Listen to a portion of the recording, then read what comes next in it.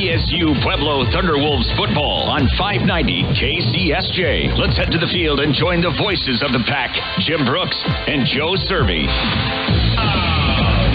And a very pleasant good evening. Welcome to the Neta and Eddie DeRose Thunderbowl for Thunderwolves football for 2017. Jim Brooks along with the Chieftains.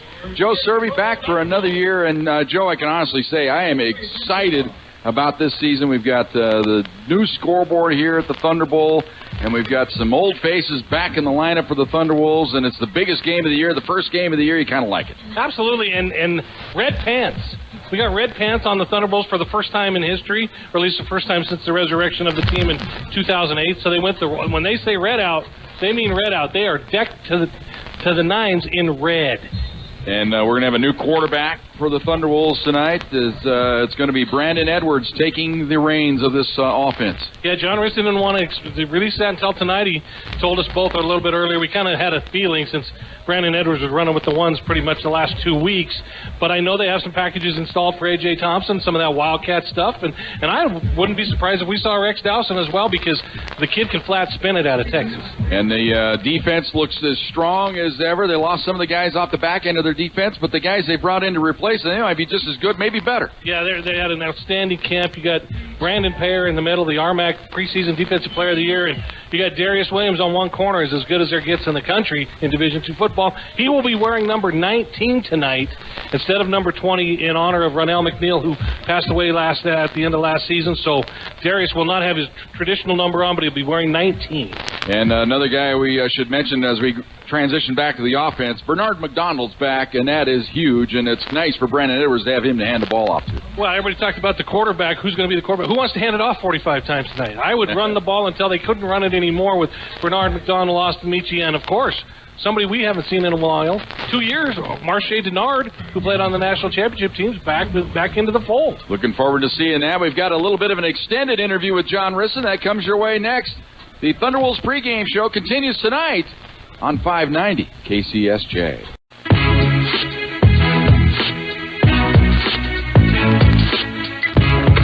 And welcome back to the Thunderwolves pregame show. And joining me now, head coach John Riston. Well, Johnny, it's always said time flies, but you know, I know, the longest time there is in anything is the time between the last game and the next game of the next season.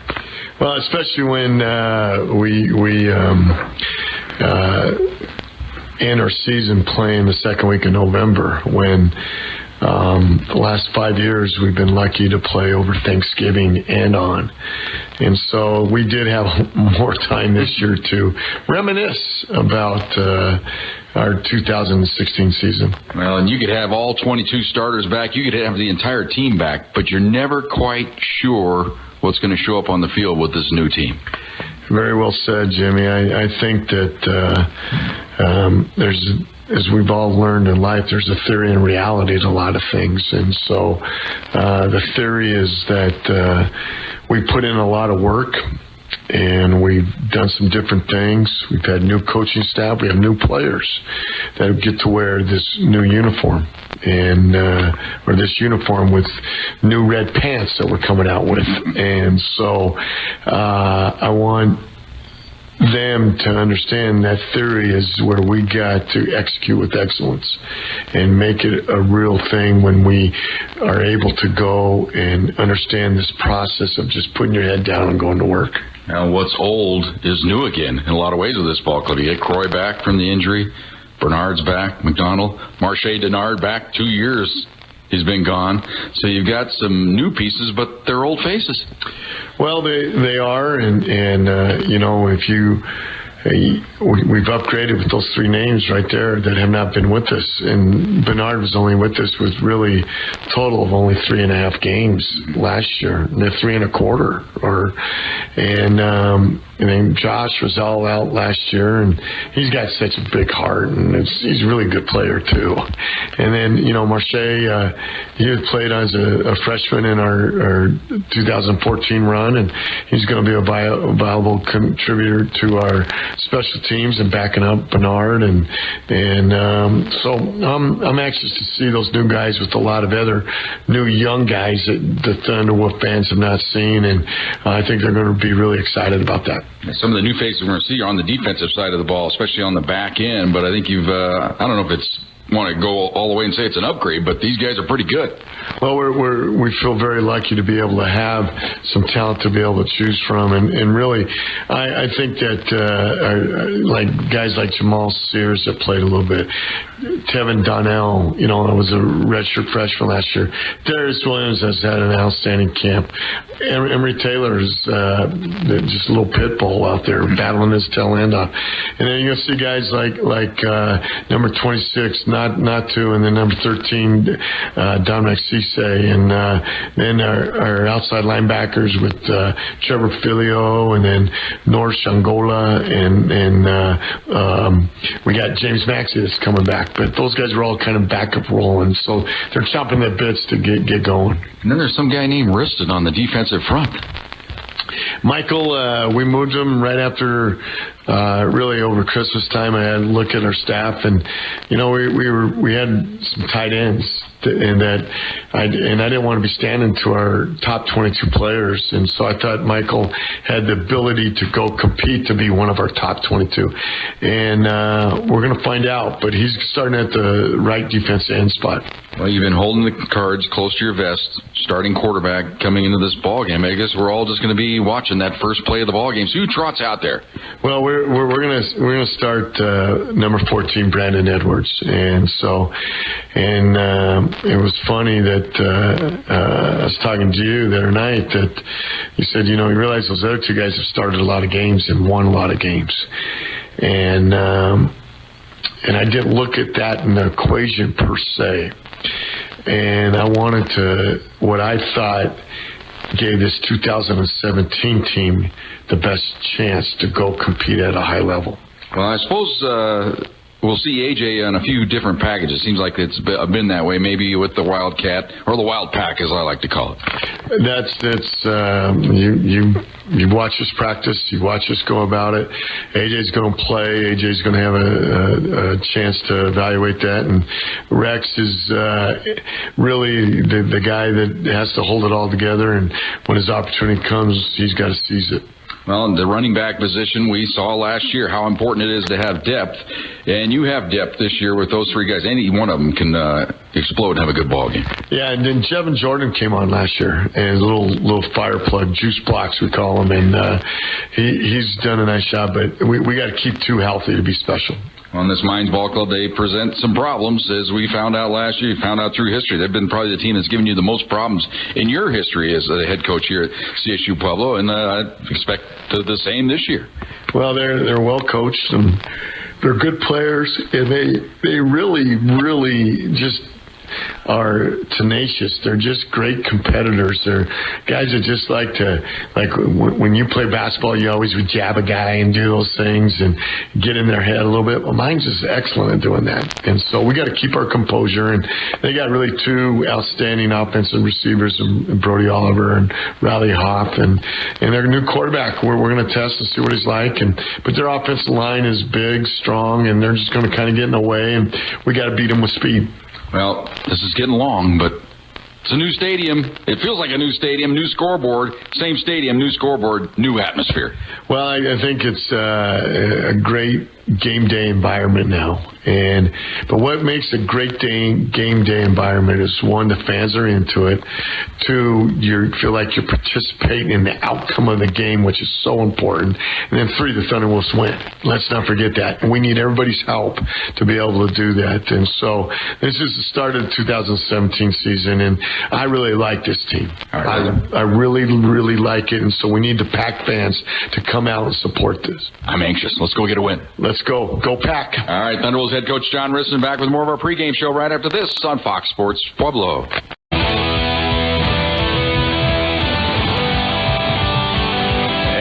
welcome back to the Neta and Eddie DeRose Thunderbowl. It's Jim Brooks along with Joe Cervi back for another season of Pack football here tonight on 590 KCSJ. Of course, the Broncos playing over on Fox Sports Pueblo tonight, but we'll let them have that for this week. But for the rest of the year, we'll be right here. This is kind of an odd week, Joe. We started the John Riston Show on a Tuesday night instead of a Wednesday. Next week it'll be back to normal.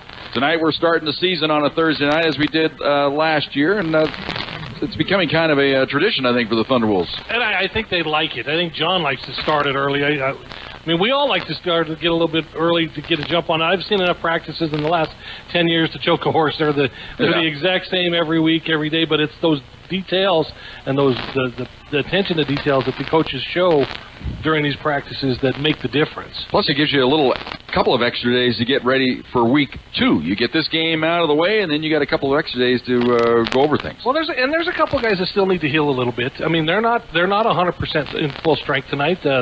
Camp was not as difficult as it's been with the new rules, with no two-a-days and some limited times. But this is the Division II football, and what you don't have in Division II football is depth. So you have to just make sure the guys you have, you got to keep them healthy. Well, the old Thunder Drum making its way down the track here. We've already had some of the new addition with the scoreboard, the video starting lineups. You got to see a headshot of each player. It's kind of cool. And people are kind of getting a dose of it right now. Get to see what's going on here today. It was a nice addition for this. And plus our broadcast tonight, Joe, they've rewired the press box. We're going to have the referee mic, so that's always nice. Well, and speaking of referees, tonight's crew, if you're Pack fans, they were the...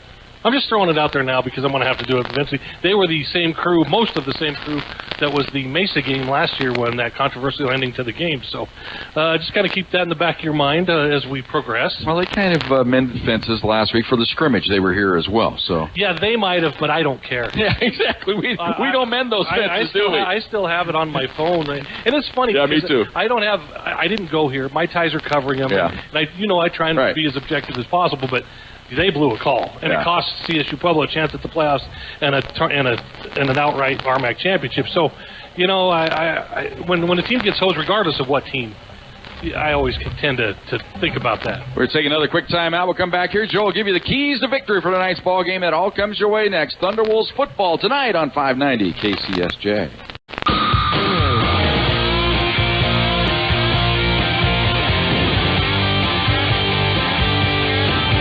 Welcome back to the Neta and Eddie DeRose Thunderbowl as we get set for Thunderwolves football. It's the RMAC opener. It's the season opener right here tonight at the Thunderbowl. Without further ado, Joe Cervi going to set up the keys to victory for tonight's ball game. First, for the Thunderwolves, what do they have to do to win this game? I think they have to play against one team offensively. They can't get behind schedule as you like to. No offensive, no holding, got to hold your water, no silly penalties. They got to play against one team offensively, and then they have to run the ball. They have to establish that run, shorten the game, give their defense a chance. If you remember last year, the defense was on the field 3 and out.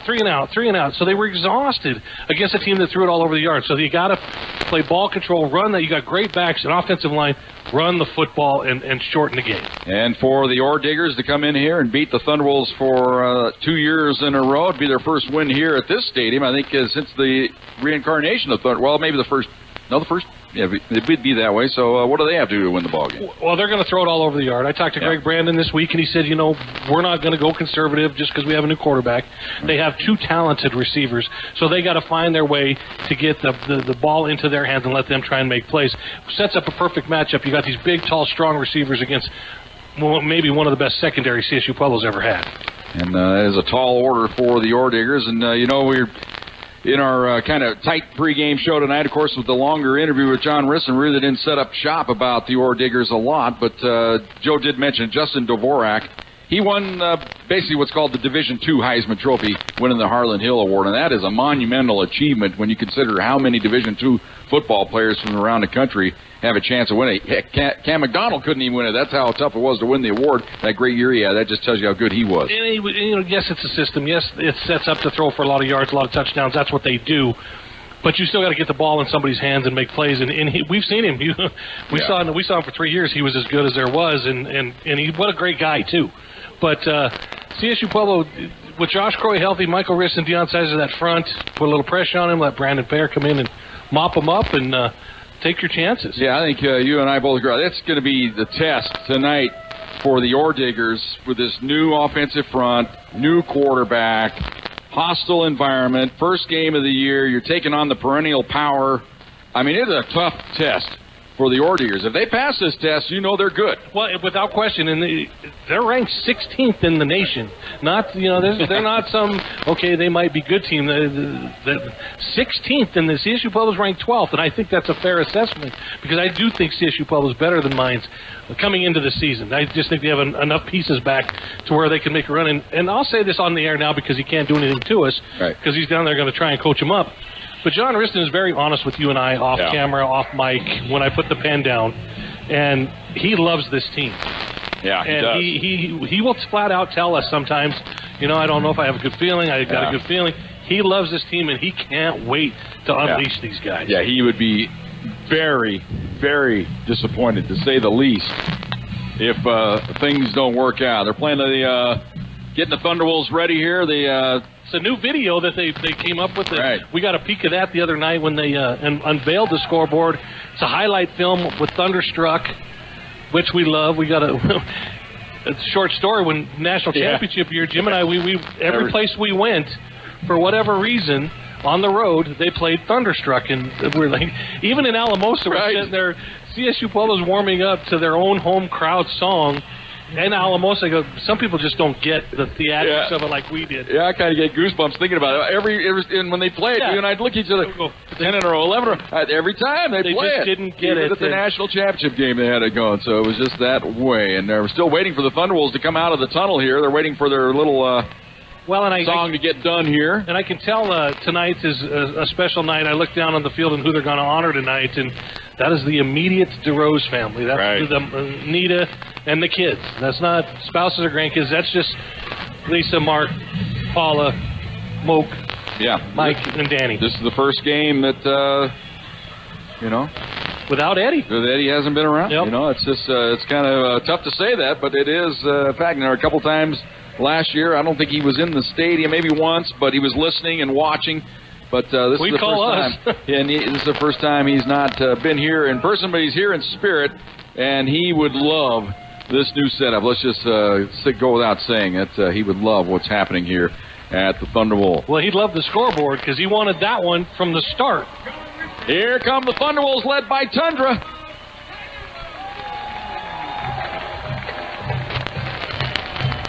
In their red breeches, Joe, red pants, red shirts, jerseys. It's a red out here tonight at the Thunderbowl, and we're ready to go. That's our cue to take this time out. We'll come back.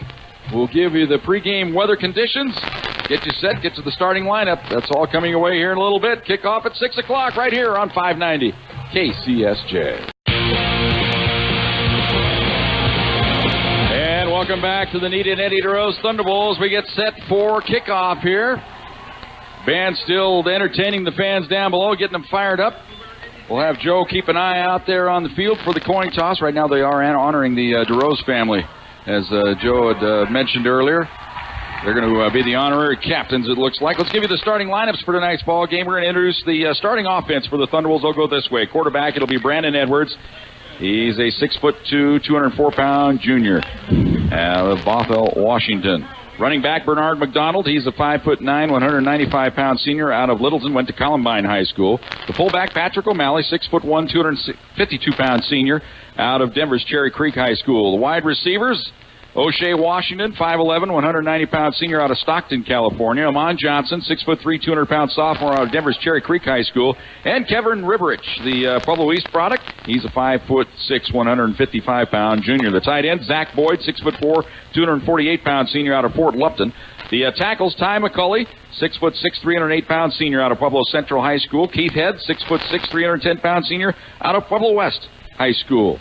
The guards, Spencer Nathy, he's a 6'3", 270-pound senior out of Peoria, Arizona. Alex Mitchell, 6'3", 320-pound junior out of Portland, Oregon. The center, Corbin Feenstra, 6'3", 287-pound senior out of Superior, Colorado, went to Monarch High School. John Riston in his 10th year as the head coach. For Mines on defense, they'll go this way at the cornerbacks. It'll be Jeff Keating and Chase Nicholas. The safeties will be Logan Braden. He's a redshirt freshman along with Drew Stefan. The Will linebacker will be Avery Mansfield. The Mike linebacker, James Kohlschmidt. The star linebacker, they call him, Dean Wenger. And the Leo linebacker is James Bauer. The defensive ends will be Brockton Sterling. Nose tackle is K.C. Corey. The defensive tackle is Chance Tanner. The head coach, Greg Brandon, in his third year at the helm. Joe, what happened on the coin toss? Well, Mines won the toss, and if you're Colorado Mines, what do? You want the football. So they will receive and go right to left on your radio dial. Csu-Pueblo will kick off from the north end zone toward the south, and we'll get our first look at Mitch Carter, a transfer from the University of Arkansas out of Colorado Springs. He redshirted at Arkansas. Has never kicked a ball for Csu-Pueblo until the one he's going to do just now. See what happens here, huh? You know, we haven't really talked about special teams. Tanner Kuta's back, and we love Tanner. He's a good punter. He's very versatile and very capable. Mitch Carter's had some great days in camp and some shaky days in camp, and so it's going to be interesting to see where he comes out. Thunderwolves will be moving left to right as we look at it here. If you're staring at your radio dial, Joe, I don't find myself staring at the radio dial unless it's Red Sox in a really close ball game. You know, but Mitch Carter's disco. What I say radio dial just means he's going right to left. Yeah, there you go. Yeah, I mean, on your Sirius satellite rate. Keep your eyes on the road, people. They're going from mine is going from right to left. Concentrate. All right, ball is on the tee.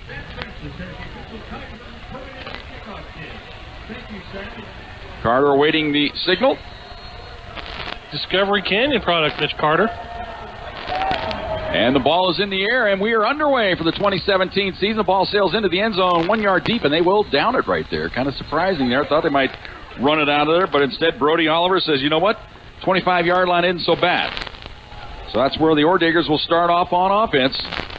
And it'll be Bottlinger, the quarterback. He has Zach Guide running back. Oliver, Hoff, and Murray are his main targets, but there'll be a bevy of them tonight. He'll spread it around. And they'll trot right out to the line of scrimmage.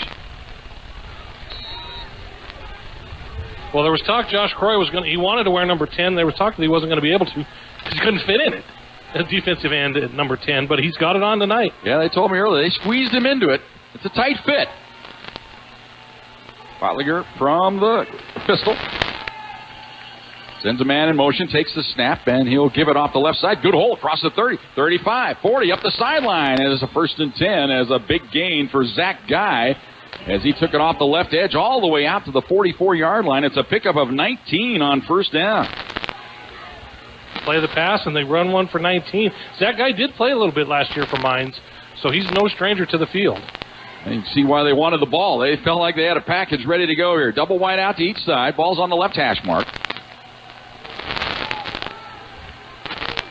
Guy in motion, and now they'll give it to him off the right side. This time he cuts back inside across the 45 out to the 46-yard line.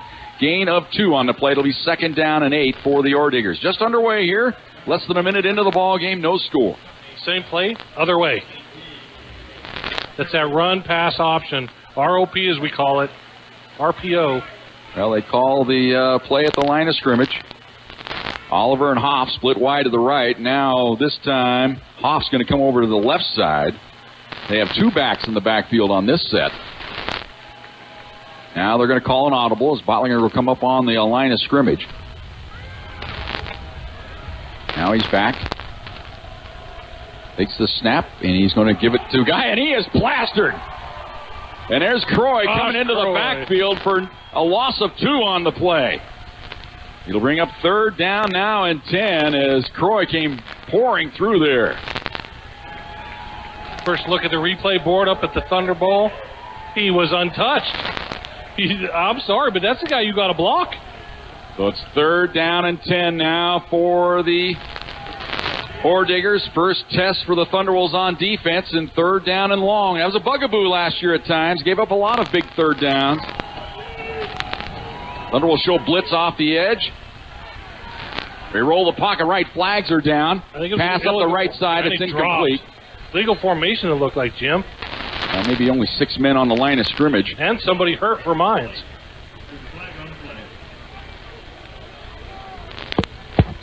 Get the official's call here. We jip the official. And that is the preliminary signal. He's looking to see if John wants it. He doesn't want it. You definitely declined this.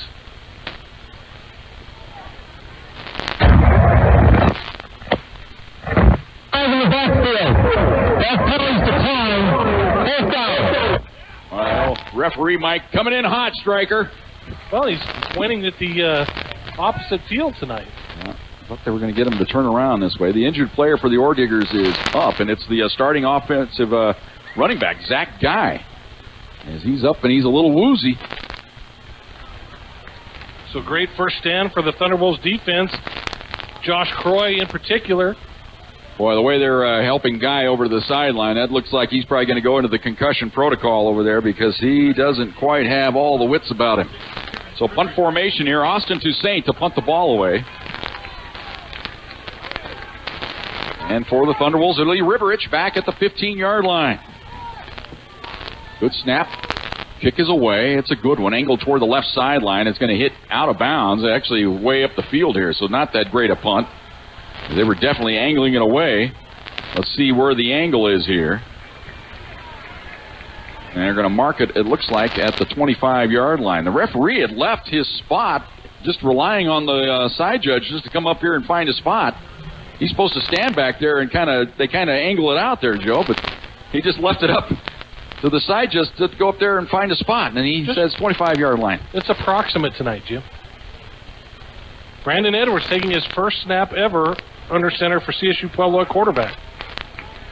Of course, he'll have Bernard McDonald in the backfield, up under center here. Double tight end to the left end. They give it to Bernard in the middle. Nice cut. He's out across the 30, 35, and almost broke into the clear. He's out to the 40-yard line. One step away, Joe. If he could have pulled out of that tackle, it was all she wrote. You remember last year that Bernard cracked off a big one. They go up 7-0. You know, just a great block on that play was Morgan Smith, the tight end, comes across and just obliterates the defensive end. The old wham block. This time they'll go from the gun. And turn, and they'll hand it off to Bernard on the right side. Cuts it back inside across the 40. He's out across the 45 to the 46-yard line. Gain of close to 6 on the play. It'll be second down and a long 4. That was all Bernard McDonald right there. He was going to pop it outside. It wasn't there, so he just cut it back in. And the first 3 were easy. The second 3 were tough. Closer to probably 5 yards on that play. The back end of the football touching the 45. So as Joe and I, we give you stats lessons occasionally, but that'd be a decision for the stats guy whether to give him 5 or 6 there. I gave him 6. I always go forward. It's time from the pistol. Man in motion, resets. Look left, fire left. Ball caught, but the block not made on the side there. They're trying to set up a little wide receiver screen. They get it to O'Shea Washington, but he was hit immediately and lost probably a half a yard there. It's right at the 45. It'll set up 3rd and 5. Jim, I know it's a first pass, but that was a very lightly thrown ball by Brandon Edwards. That's a ball you have to fire. Yeah, you got to zip it out there because the wide receiver that's blocking can't hold that block forever because they'll call him for holding. You have to fire that one. It's not a lead pass. That's a gun. So now it is 3rd and 5 for the Thunderwolves from the pistol.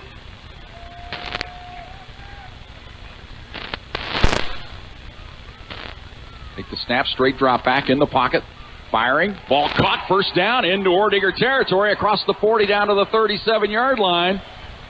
Little turn-in pattern that time, and that is the good-looking wide receiver for the Thunderwolves, Amon Johnson. He saw some time last year, but, Mark Herring's the wide receiver coach, Joe, and you and I laugh about it because he is like, oh, man, I got a good crew this year. Mark doesn't get excited about things, and he couldn't wait to unveil these receivers. He says they're 7 deep. 7 deep. Well, it's 1st and 10 from the 38-yard line of the Ore Diggers. They go trips to the right this time. They bring Boyd in motion. They get the pass out to him on the right side, and Boyd breaks one tackle, gets forward down to about the 37-yard line. That's a lot of work to gain a yard. Could have been a loss on the play, but that tells you how strong Zach Boyd is. The problem is Aaron Eckhoff is in street close tonight. He's one of the top tight ends, and Csu-Pueblo likes to go 3 tight, so now they're limited to 2 tight ends. No score here. Thunderwolves' first offensive possession of the ball game. They look left, fire left. Ball is too high and wide. Man was wide open over there, and that was O'Shea Washington. But the pass sailed high and wide toward the outside, and it'll bring up 3rd and long now. That's not a pass Brandon Edwards is going to want to see on film. O'Shea Washington couldn't have been more. He had daylight for days. Could have turned up that sideline. It would have been a big gainer. So now 3rd and 9. Probably our first chance to see Edwards in an obvious pass situation here. Earlier it was on 3rd and 5 when he converted it. That could have been a run-pass option, but here you got to feel like they're going to pass it. From the gun. Takes a snap, straight drop back, looks left, now comes back right. Now he's going to run it. Now shovels it ahead. Breaking a tackle and into the clear. It's McDonald. 20, 15, 10 down to the 5-yard line. He made the decision at the last minute to throw the little shovel pass there, and what a great decision by Edwards. I was looking at the line of scrimmage, and boy, he was close. Yeah, we got the video board here. We're looking at it right now. See how close he got. I think he got it off. Well, I know it was just in time. So 30 yards on that play. 1st and goal down to the 7-yard line. Thunderwolves on the move here. No score, 9:45 to go in the first quarter. This time Edwards will go up under center. He has McDonald, the lone back. Unbalanced left with the extra tight ends. They're going to run the draw play. Little cutback move here, and McDonald goes down for a loss. A kind of little stutter step that time. He jabbed it into the middle, nothing there, tried to bounce it outside and lost a couple. He's back to the 9-yard line. It'll be 2nd down and goal. Lions did a good job on that right side of their defensive line just to blow that up. So big early test here in the ball game for the Ordigger defense, trying to keep the Thunderwolves off out of the end zone at the very least here. No score with 9 minutes to go first quarter. 2nd and goal for the Pack. They're going to go triple tight end set here. One lone wide receiver to the right. That's Johnson. McDonald the lone back. And they run the draw play left side. Bernard cuts it back inside. He's down to the 5, maybe inside the 5. No, they're going to mark him down there where his knee hit down. So it'll be, we've got stoppage in play here. Is there a flag? The lid came off. Nope, helmet came off. Thanks, Joe. So with the helmet coming off, that's an automatic stoppage. So it'll be 3rd and goal now for the Thunderwolves from the 5-yard line. No score. This is Morgan Smith territory if I'm Brandon Edwards. I like that big tight end, little 32 tight end hot to just go and sit right across from the goal line. Plenty of time on the play clock here because we had the stoppage with the helmet being dislodged. Going to go to the pistoler. Michi's into the ball game. He lines up directly behind Edwards. Straight drop back, looking right, firing to end zone, touchdown! Little turn into O'Shea Washington, and he's got the great hands, and that was zipped right in there nice and low where only the receiver Washington could get it. Touchdown for the Thunderwolves. Little sit route right across from the goal line. That shows the strength of Brandon Edwards' arm. It was a nice, quick decision, too, Joe. A couple steps and boom, right in there. Here we go. Chance for Mitchell Carter, his first ever extra point. Ball's down, kick is up, and it is good. 8:11 to go here in the first quarter. The Thunderwolves strike first. They lead it 7-0 over the Ordiggers of Mines. Back after this timeout on 590 KCSJ. Hello, this is Terry Brill with Merrill. Beautiful drive for the Thunderwolves to get onto the board. We're ready to go right away. Here's Carter's kickoff again into the end zone, and they will down it about 3 yards deep in the end zone this time, so the Ordiggers will take over. Out at their own 25-yard line. That time it was Cameron Mayberry, and you probably see a lot of Mayberry now with the injury on that last possession to Zach Guy. Mayberry's the backup running back, and I would think he'd be in there now because Guy didn't look too well. Nice to see Mitch Carter's kicks high and deep. Most kicks from north to south are that way in this place, though. That's kind of the way the jet stream runs. The prevailing wind. And it is indeed Mayberry in the backfield. It'll be double wide out to the left, single wide out right. They've got a tight end in this formation to the right side. They give it off the right side, and not much there. Good penetration there for the Thunderwolves flying in. It's Noah Shangolo. No gain, 2nd down and 10. Noah Shangolo's had probably one of the best camps quietly that anybody on this team has had at outside linebacker. Carl Fetters loves him. And if Carl Fetters loves you, you're a player. Now Sommers and Hopp wide to the left this time. Along with Cliff. Trips the left, single wide out right. Thunderwolves show blitz off the edge. And they hand it off the right side, and not much there. Bottlinger read it. He had to hand that ball off. I think it's a read option there. He could either give it to Mayberry, or he could pull it out and kind of roll this way, but the pressure was on off the right side. He had to hand it off. Deion Sizer doing a good job just kind of muddying up the line. Noah Shangolo and Brandon Payer wiping them out. 3rd down and 8 for the Orediggers. Thunderwolves lead it 7-0, 7:10 to go here in the first quarter.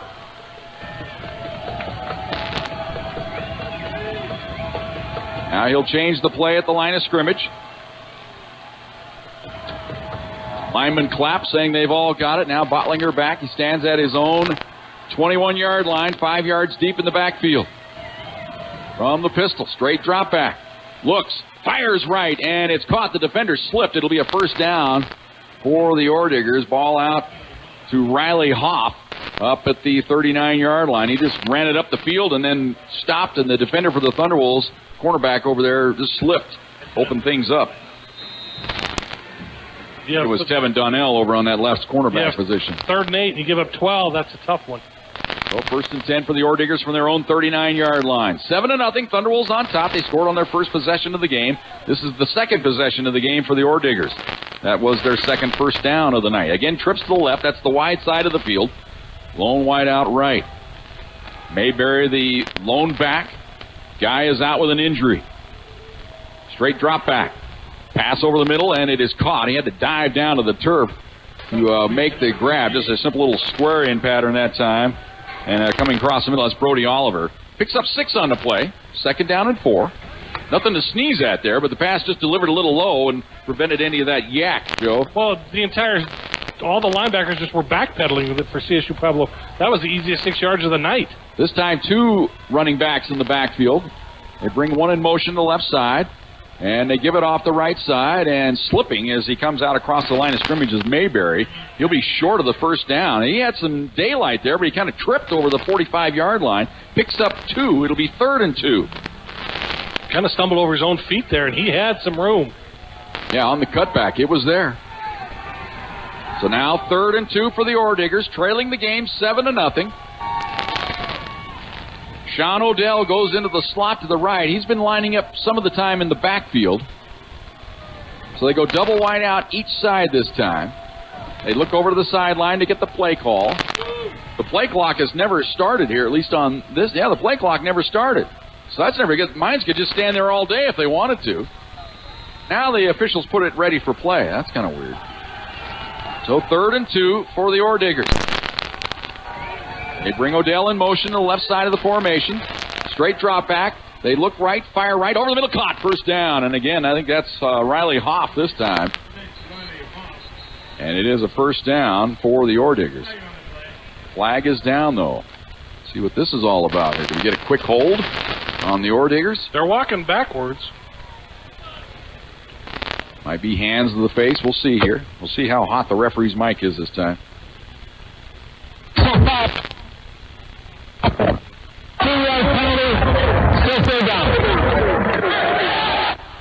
Now, that's brutal. We're going to have to work on that one. So it is a penalty against the Orediggers. Personal foul, Joe. Looked like a hands to the face. The way the referee was, he's turned to the other side for some reason, and I'm not exactly. Maybe it has to do with the public address announcer. They moved him to the other side of the stadium this year.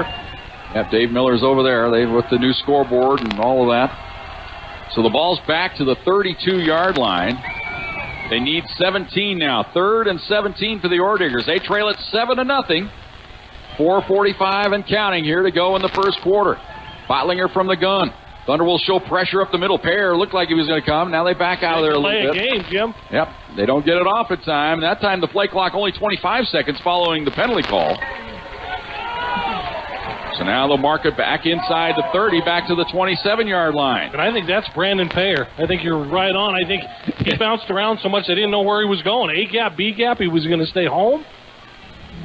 So now it is 3rd down and 22. Boy, Deion Sizer just looks like a beast right there in the middle of the field. Michael Risson, the right defensive end. And, of course, Croy, the left defensive end. They'll be ready to go. Pinning their ears back here. Which linebacker will come to help out?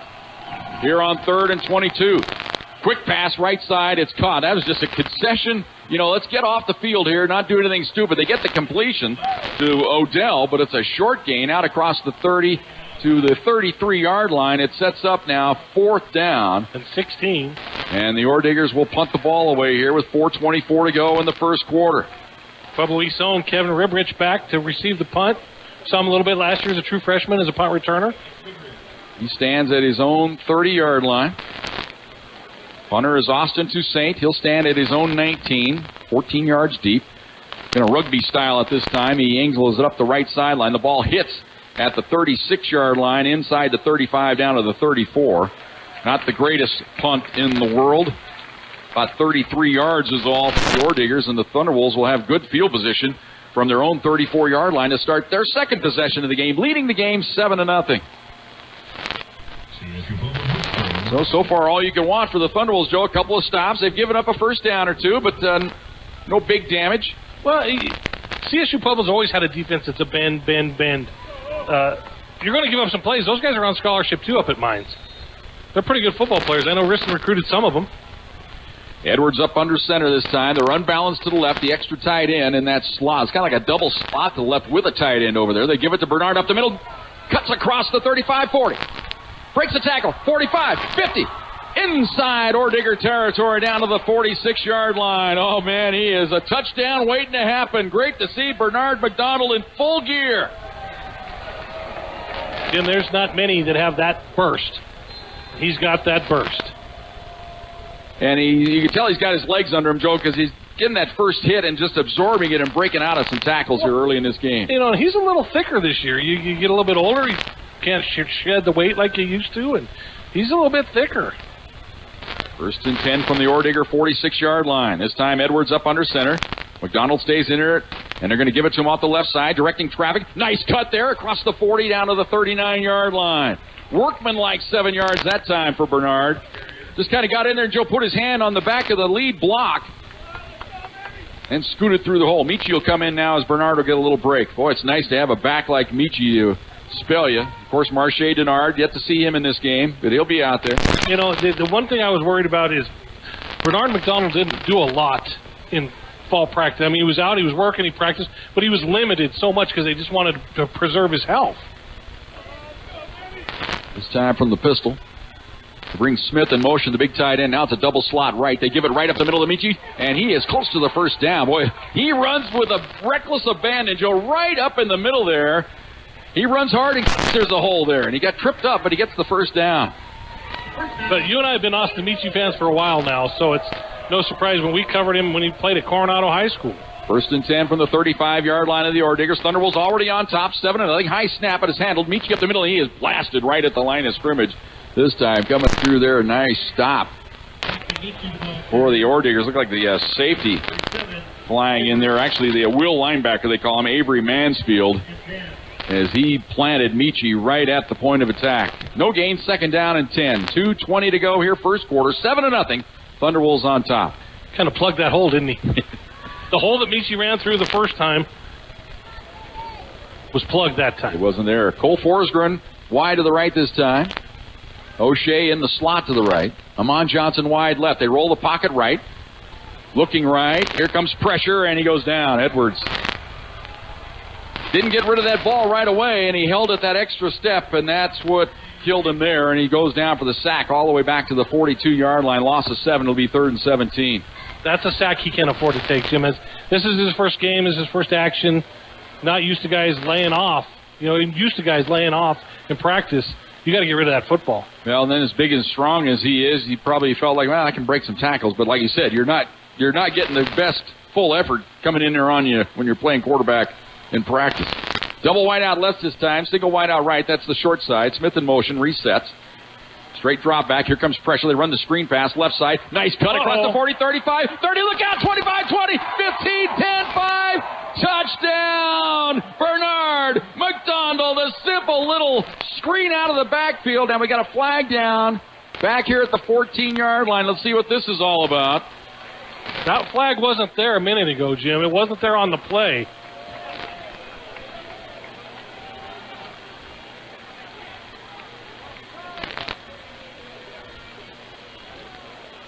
Illegal.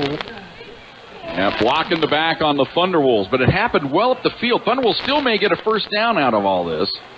I think they do. They mark it from the 14-yard line back to the 24.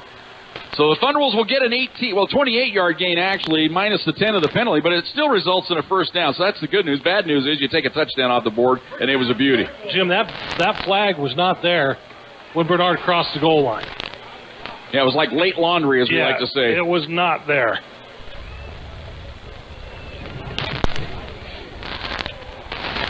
So first and 10 for the Thunderwolves. Minute 15 to go here in the first quarter. They lead it 7-0. Touchdown nullified, but they get the first down. That's how good the play was, and that's how far down the field the penalty flag was. Michi in the backfield this time. Triple tight end set here. They're unbalanced left. They give it to Michi right up the middle. Nice cut.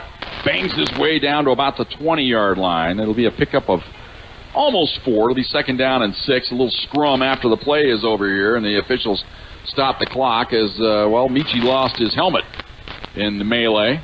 And a flag is down. Might be a face mask here.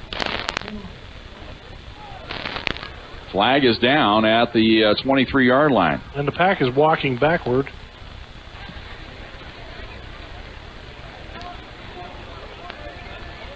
I'm thinking it might be on mine, though. There's a reason he lost his helmet. We'll see. Chop block on the Thunderwolves.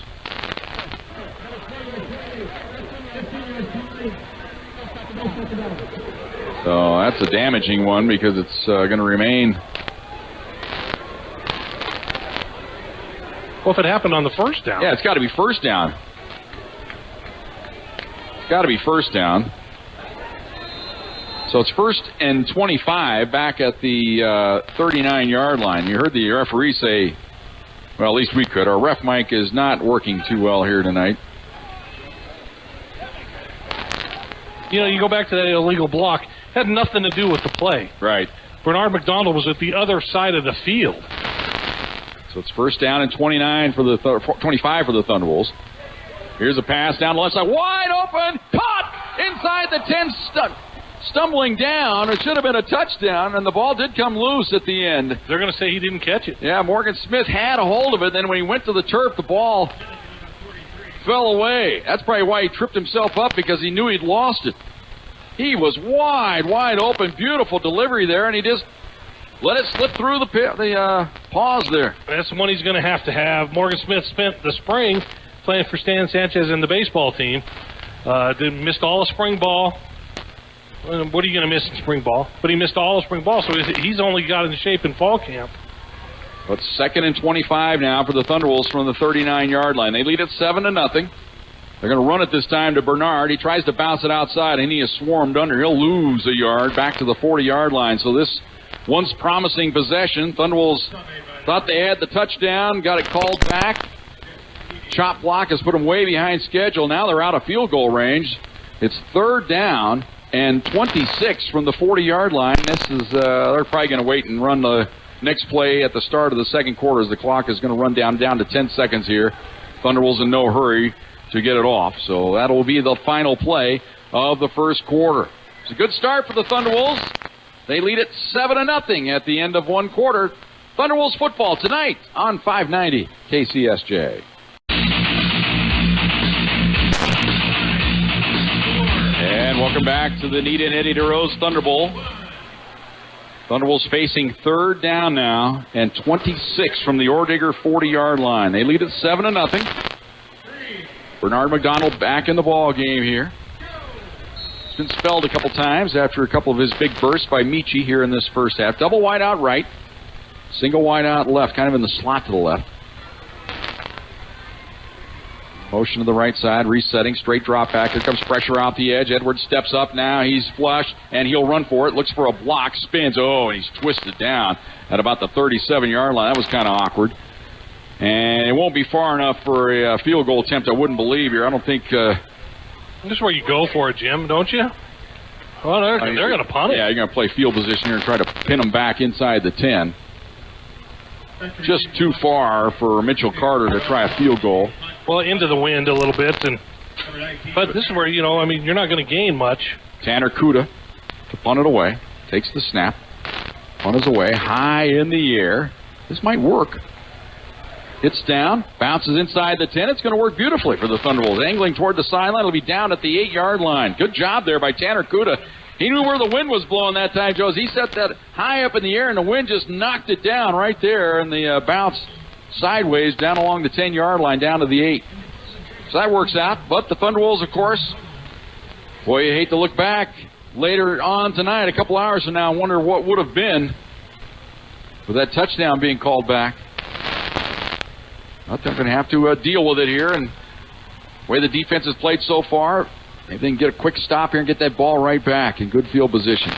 Orediggers, on the other hand, they want to make something happen here. Down in the game, 7-0. Bottlinger, the new quarterback for the Orediggers. He's a sophomore. And he hands the ball up the middle and nothing there. Looked like Sizer wrapped his mitts around the running back that time, and at the end is the backup running back, Cameron Mayberry. If you're just joining the broadcast and you're watching us on the Stretch internet feed and you're an Ordigger fan, well, Zach Guy, I think he's got a concussion. He was out after the first possession of the ball game. I haven't seen him back, and I was looking on the sidelines, and I can't find him. 2nd down and 8. Low snap at his handle. Here comes pressure. Bottlinger gets away now, fires it toward the sideline, and sails it into the track. He was trying to find on the right side here Riley Hoff, but he was under some big-time pressure. A smart play by the kid. He knew that he had nothing, and if Riley Hoff can't get open, it's not there. He's as good as there is in the RMAC. Now that was Josh Croy in hot pursuit. So it's 3rd down now. You know, it's funny, Brody Oliver was the RMAC preseason offensive player of the year, one Mines receiver. Riley Hoff scares the heck out of John Risson, the other Mines receiver. Actually closer to 9 yards here. 3rd and 9 for the Orediggers at the 10. They need the 19-yard line for the first down. Bottlinger kind of bobbled the snap momentarily. Now has it, fires it up the left sideline. And it's incomplete. It's supposed to be a back shoulder throw, but the receiver didn't stop. So now the Thunderwolves should get decent field position here. It's up to the punter here, Toussaint, to boom one out of there. He's got a helping breeze, and the wind has really picked up here. Boy, I hate to say it, Joe. We had the thunderstorm last year, and the clouds look kind of ominous overhead here. I'd like to welcome the listening audience. I guess there's some problems with the video feed, but you got Jim and I. We'll talk you through it. And man, the wind is gusting big time. Here's the punt with the wind. And it sails deep, hits at the 40-yard line, and goes out of bounds as it's handled there. But not able to do anything with it, of course. For the Thunderwolves is he's a junior. Hard to believe he's a junior now. Kevin Ribberich. And it, again, now CSU Pueblo into the wind now. And it is blowing. The dust is everywhere. And you can hear it whipping around in our crowd mic here. Well, they went to the Wildcat now with A.J. Thompson. Now, who knows to say if this is a Wildcat, because he's a quarterback. Yeah, he could do almost anything out of this formation. And the first option, of course, give it to Bernard McDonald. And he's with him in the backfield. Takes the snap. And he keeps it. He's going to run left across the 35, 40, 45, 50. Breaks a tackle inside the 40, out of bounds at about the 38-yard line. Well, they're going to give him maybe a little bit more than that. What a run that time by A.J. Thompson. Down to the 34-yard line, they say, before he stepped out of bounds. Got a little precipitation now, too. Yeah, I'm saying this cloud overhead here, you know, the first lightning strike we're going to get in the area, we're going to have a delay just like we had last year. Of course, they haven't had one happen yet, but as soon as that happens, I'm just telling you, I'm predicting a delay here any moment. Thompson stays in the ball game. 1st and 10 for the Thunderwolves. They're at the 34-yard line of the Orediggers, leading at 7-0. And this time they run the wild pack, give it to the wide receiver, running right across the 30, down to about the 28-yard line. Had 2 men in motion, though, Jim.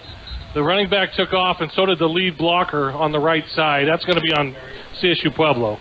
Well, they gave it to Josh Smith, not the Josh Smith from the basketball team. It's the football-playing Josh Smith. So, illegal shift here on the Thunderwolves. That was on the lead blocker on the right side. I don't know if that was Bernard. I'm guessing it was. I think he just got the lean. You know, we see it all the time from up here. Get that little lean. And these referees are about 6'11". If you've ever seen this crew, we saw them last week. a pretty damn good basketball team out of these officials. They're huge. Yeah, the head linesman is the biggest man on the field as far as height-wise. He's pretty stout as he's that thick. too. You'd want him on your side. He's got to be 6'8". So it's 1st and 15 now from the 39-yard line of the Orediggers. AJ stays in the gun. Takes the snap. Gives it to Bernard right side. And he's hit down after a short gain down to about the 38-yard line. Maybe a pickup of 2 on the play. It'll be 2nd down and 13. 12-10 to go here in the first half. Thunderwolves lead at 7-0. Well, and Jim, this is what we talked about, and this is what Risto talked about earlier this week. Play against one team. They have penalties on offense. There was the lightning I was talking about just off to the south here. It's way in the distance, Jim. It's raining pretty good. In the distance. Out on the mesa, it is pouring. Well, hopefully that's not the 8-mile radius that it has to be in. So it's 2nd down and 13. Again, it's A.J. Thompson at quarterback. See, there was the lean again. He was in motion again this time, and he's hitting the backfield. That kind of gives it away when you're leaning forward that you're going to get the ball. And they're going to call it. I think they'll decline it this time because it was a loss of about 3 on the play. They're leaning. You know what? They marked it off, though. I don't think they gave... Mine should have declined that. But instead, they take the penalty, so they only gain a net 2 yards, plus the down remains the same. That's a no-brainer. You got to decline that, Joe. Make it 3rd down and 13. Instead, now it's 2nd down and 17. 2nd and 19, rather. It would have been 3rd down and 16. I don't get it. Man, there's debris flying around everywhere here.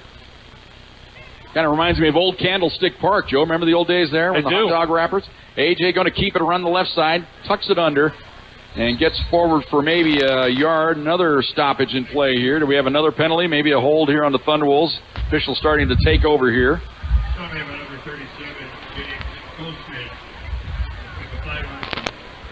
Fans starting to scatter a little bit.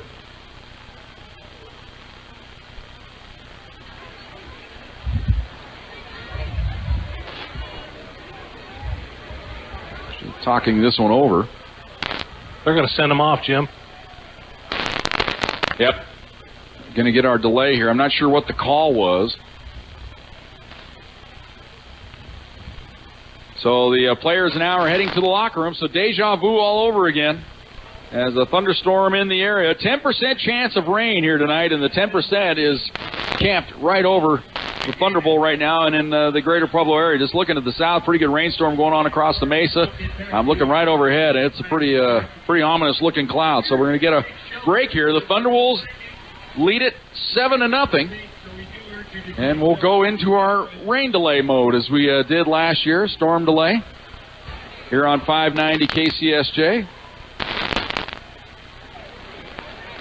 Team's going to the locker room. We'll keep it right here until everybody is off safe and sound. But once again, much like last year, they want the stadium evacuated too. They want people to go find shelter, so people will go head to their cars if they can, or not really much shelter behind us here at the Thunderbowl. No, your only bet to go out to the parking lot. Your only bet is in your car right now, and what's sad is when they come back, half of the people that left will come back.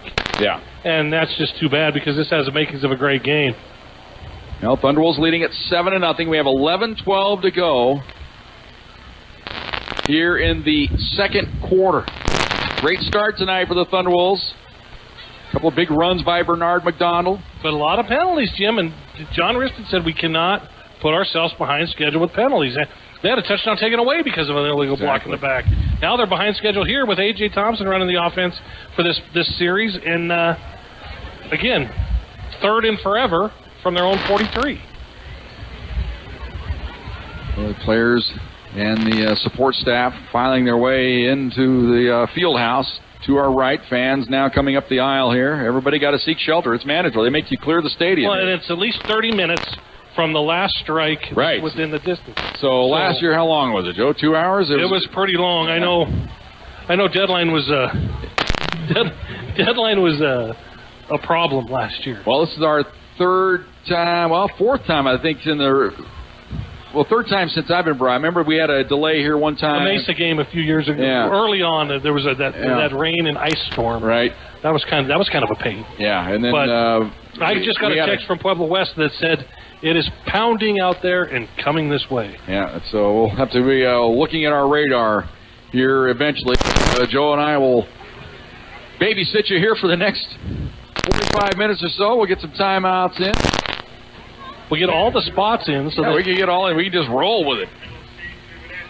So fans, again, they're making the announcement here. They want people to... the last place you want to be is on metal bleachers when lightning is in the area. And now that we do have some rain, and that's never good. But maybe because it's so windy, it'll blow right through. And it's really unfortunate because the weather's been beautiful pretty much this week. But, you could just see it, just enough gray in the air today. You're wondering, well, could something develop? And sure enough, it has developed here as it can do along the Front Range. And the worst job in America to have, I think, is a weatherman in Colorado, because you're always going to be wrong because you just don't know what's going to happen. And what they said, escalated quickly. It escalated quickly.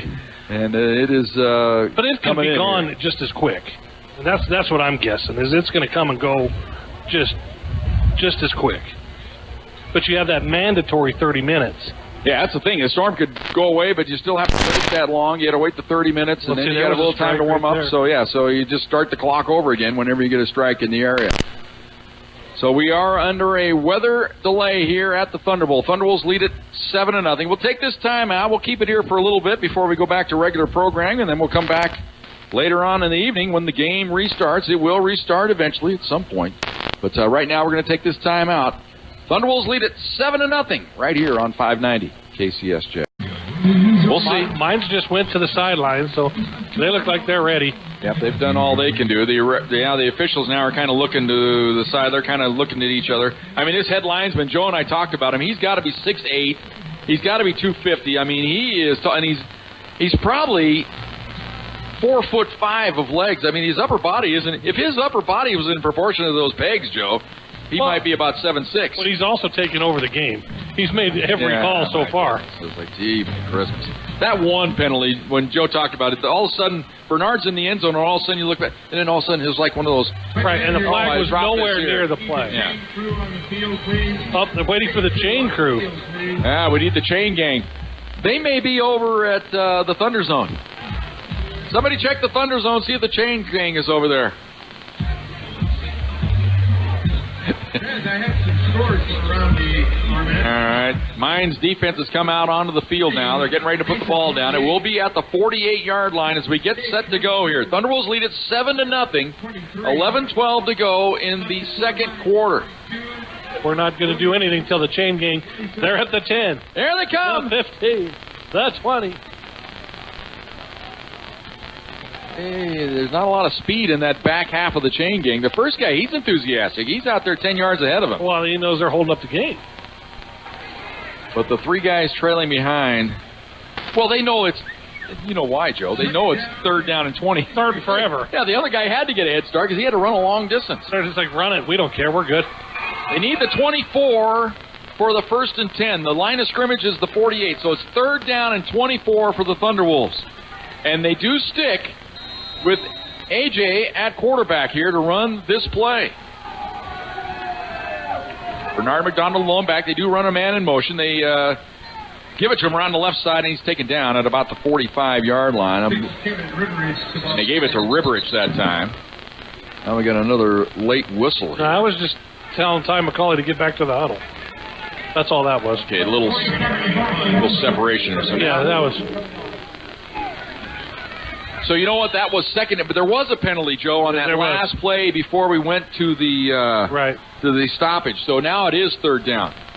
So that means Mines did take that penalty on the last play before the weather delay. So it's now 3rd down and 22.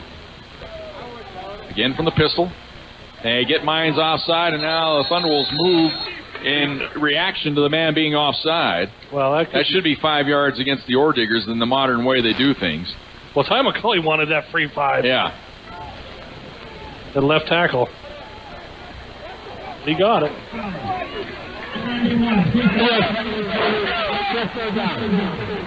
We were hoping they'd get the mic fixed. I don't know if the video feed's working, frankly. I care in a way, but this is where that's the one thing we have no control over. So it's 3rd and 17 now from the 41-yard line for the Thunderwolves.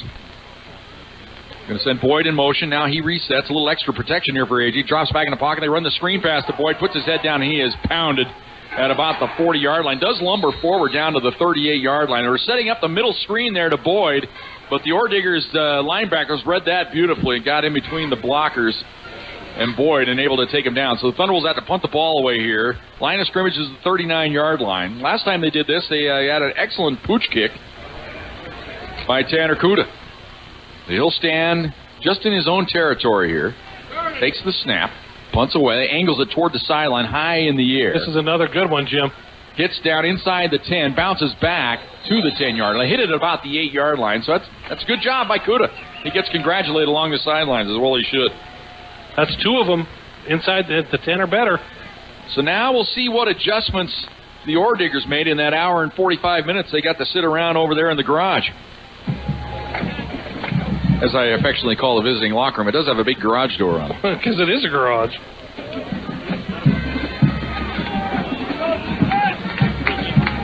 Rain still continues to come down here. This is enough to get your attention. From the gun. Take the snap. They're going to hand it off up the middle. Not much there. Lost a yard. Again, you're just joining us again here, and you're a Mines fan. Your starting running back, Zach Guy, went down on the first possession of the game with what we think was a concussion. He was banged up pretty good, and he's not back out there, and that was Cameron Mayberry on the carry. Lost a yard. It'll be 2nd down and 11 from the 9-yard line. 7-0, Thunderwolves on top. Just back underway here in the second quarter after the almost 2-hour rain delay. Quick pass over the middle, and it's thrown behind the intended receiver. Trying to get it out here to Brody Oliver. He was open, but the pass sailed behind him. It'll be 3rd and 11. I'm not sure how committed Brody Oliver was to that pass, as Brandon Pear was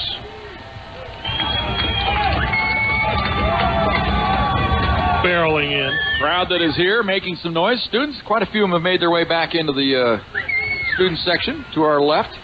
Thunder will show blitz. Now they're going to change out of the play as Payer came right up on the line of scrimmage. Now he backs out of there. Bottlinger changes the play. I think they're coming, Jim. We're still jockeying around. Here's the snap. They fake the draw. They zip it over the middle. Ball's caught for the first down and more across the 30, 35, 40. Ball down at the 48, maybe the 49-yard line. Big play for the Orediggers as Brody Oliver. He caught that one and gets big yardage out to the 46 where they're going to say his knee is down. They got the ball at midfield right now, but the head linesman over here say, hey, it's back here at the 46 where his knee went down. So big play for the Orediggers. Jim, you can't give up a play like that. Deep in their territory. Trips to the left this time for the Orediggers. Ball on the right hash mark. Single wide out right. And they give it up the middle. A big opening across midfield. 45-40. Tripped up across the 40 down to the 37-yard line. It's Cameron Mayberry. 2 big plays for the Orediggers coming out of the weather delay here. And they've got it into Thunderwolves territory down to the 38-yard line. Their first trip into Pack territory.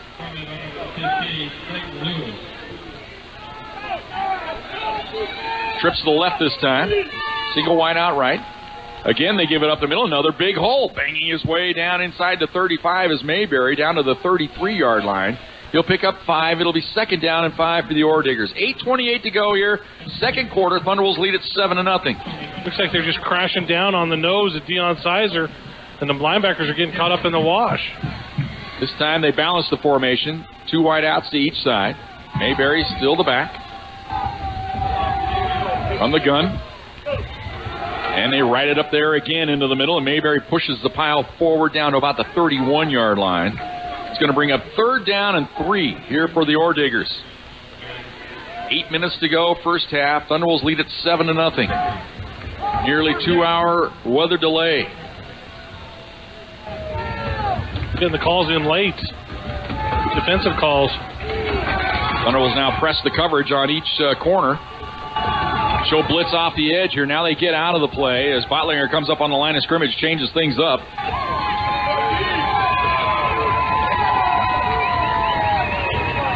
And again, they give it up the middle. First down. Down to about the 27-yard line goes Mayberry. Boy, they hit it up there in a hurry, and Mayberry's done a good job here on this drive. They keep the pressure up, keep the tempo up, as it's 1st and 10 Ore-Diggers at the 27-yard line of the Thunderwolves. 7-0 Pack on top. 7:15 to go here in the first half. Bottlinger from the gun. As Mayberry on his right hip. Fakes it, pass over the middle, ball caught. First down and more, down to about the 13-yard line. That's Brody Oliver again. Simple little turn in. They see his knees down here at the 15. It's a first down nonetheless. This is just too easy. They're just picking them apart. Made by number 32, Stevenson Maui. 1st and 10 Ore-Diggers from the 15-yard line of the Thunderwolves. Mayberry, they ride it up to him in the middle. He's hit down immediately this time. Good penetration there by the Thunderwolves. Looked like Michael Riston came crashing down in there and got a piece of him. Croy also getting up off the bottom of the stack. Loss of a yard on the play. It'll be 2nd down and 11 for the Ore-Diggers. They're going to go double wide out left. They've got a tight end and a mini slot formation to the left. Bottlinger now will change the play. It's more like a big tight end that's come into the game now for the Ore-Diggers. That's Zach Peterson. He lines up right behind the left tackle. Play action. They go corner route right side to the end zone. Diving attempt. It is caught. Touchdown. And on the grab for the Ore-Diggers, Riley Hoff made a sensational grab in the end zone for the touchdown. 6:05 to go here in the first half. Extra point for the tie. Right now, it's Thunderwolves leading at 7-6. Boy, Bottlinger, he looked sharp on that drive. Well, Tevin Donnell, he just outclassed. Single coverage. Give Bottlinger great for recognizing. Grayson Harrison to try the extra point, and he booms it through there. 6:05 to go here in the first half. The Ore-Diggers have come back after the weather delay, move it smartly down the field, and they've tied things up 7-7 on 590 KCSJ.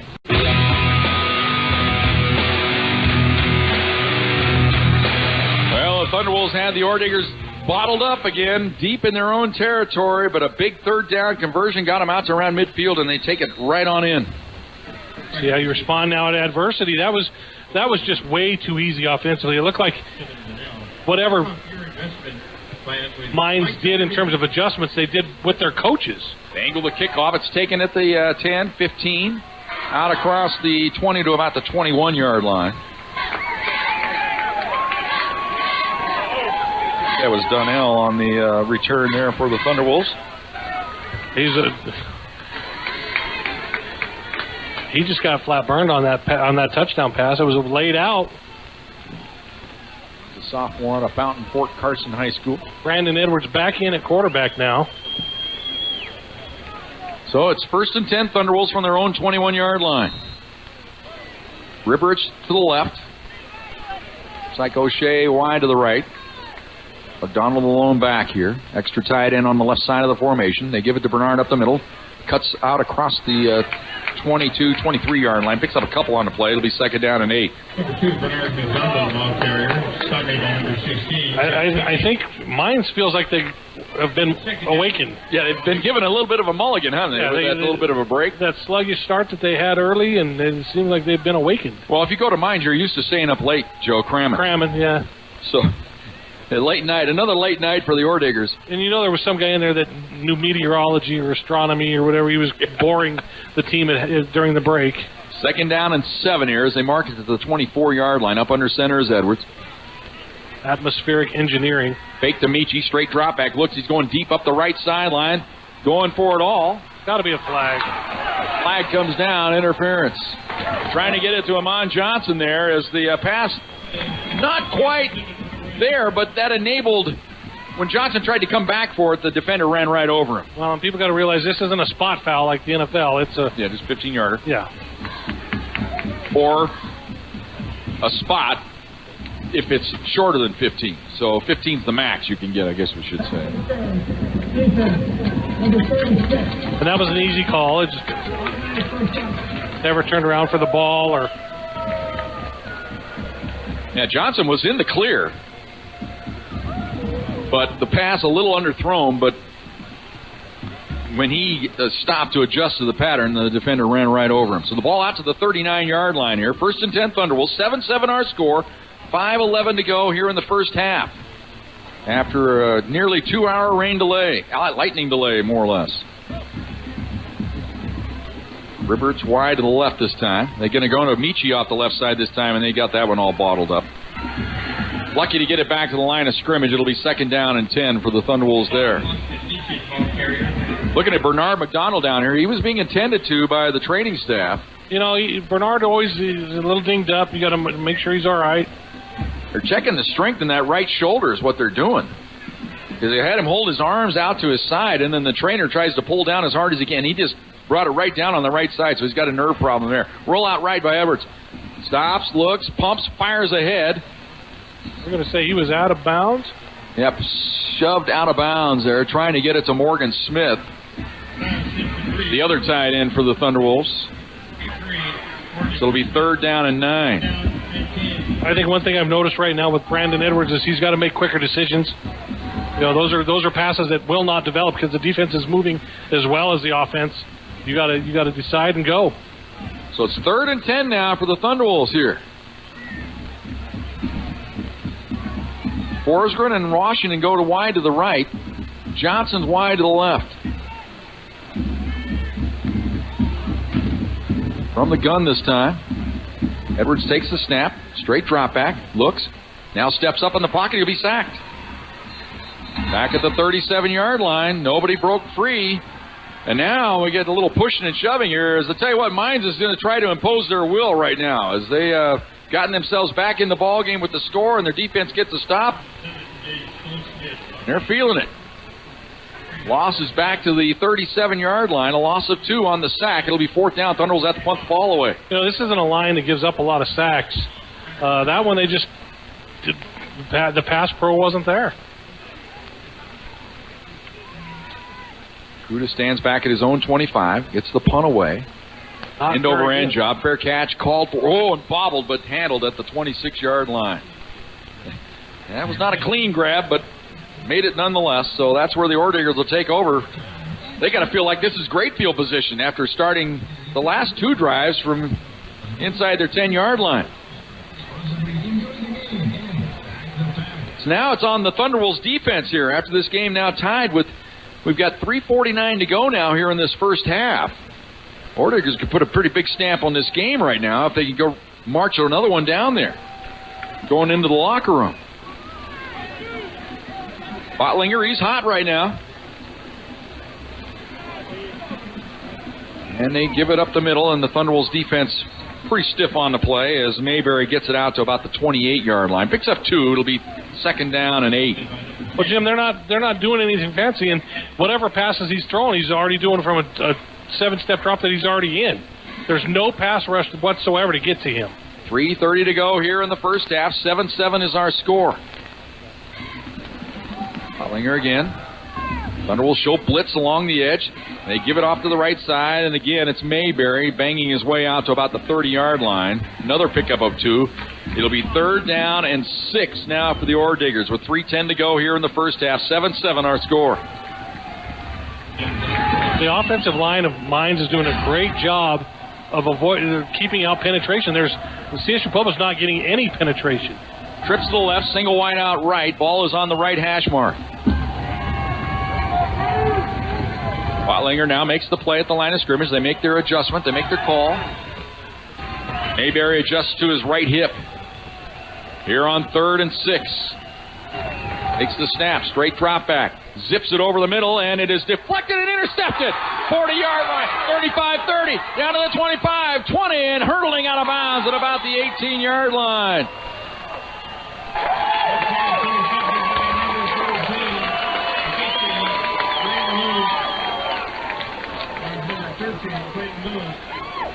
And a mob seeing along the sideline. I'm trying to get the number. Well, they said Clayton Lewis, but he's a wide receiver, so I'm not sure who that was.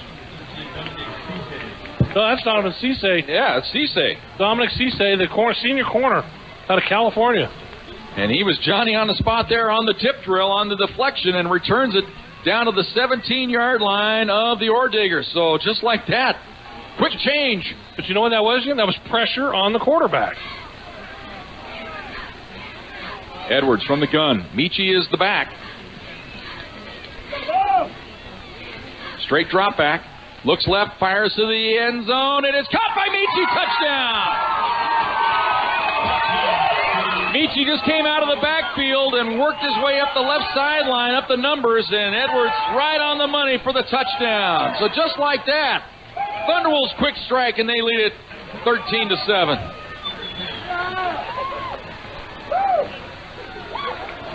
Bernard McDonald has his pads off.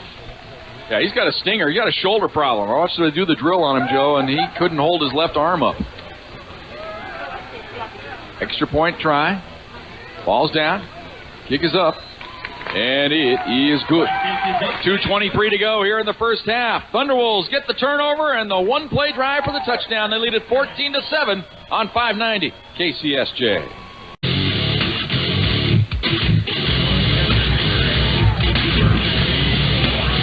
So the Thunderwolves defense, Dominic Cisse coming up with the big turnover, gets the interception, returned it to the 17-yard line, took the Thunderwolves one play. As Edwards hits Michi. Little wheel right out of the backfield. No, it didn't play action or anything. It was just a straight drop back, and he just curled out to the left, and nobody picked him up. Here's the kick. And it's going to be returned this time, handled at the 6-yard line, out across the 15, 20. Tripped up at about the 21-yard line. On the return, it's the wide receiver, Oliver. He also doubles with special teams play for the Orediggers. It's Brody Oliver. So now the Orediggers behind again in the game with 2:19 to go here in the first half. With 2:19 to play, offense of their caliber, that shouldn't be a problem time-wise. Got all three of their timeouts left here. I'd imagine the Thunderwolves will play it a little close to the vest here. I don't think they want to gamble too much. Trips to the right. And they're going to run the ball around the left side, and banging his way out around the 25-yard line is Mayberry. He's not bashful at Mayberry. He gets up in there. No, he's a good running back. You can see why they like him. You know, they didn't think they'd have to give him as many carries tonight, but forced into action with Zach Guy with the injury. 2nd down and 6 from the 25. Clock rolls. We're down to 1:50 to go here. And again, they're going to run it around the left side. And this time, Erie breaks a tackle, gets to the edge, but he's run out of bounds short of the first down. That'll stop the clock. They're going to mark him at the 29-yard line. It'll bring up 3rd down now and 2. Well, they're going to mark it at the 28. Beg your pardon. So 3rd and 3. 3rd and 3 from the 28-yard line. Ball on the left hash with 1:47 to go here first half. Thunderwolves on top, 14-7. Otlinger has Mayberry on his right hip. Now stops, looks over to the sideline to get the play call.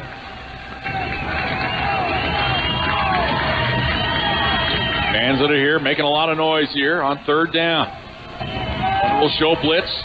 Pass caught right at the sticks. They got a flag, but that might be offsides on the pack. Yeah, Thunderwolves were threatening a blitz off the edge. It was enough for the first down by about a yard.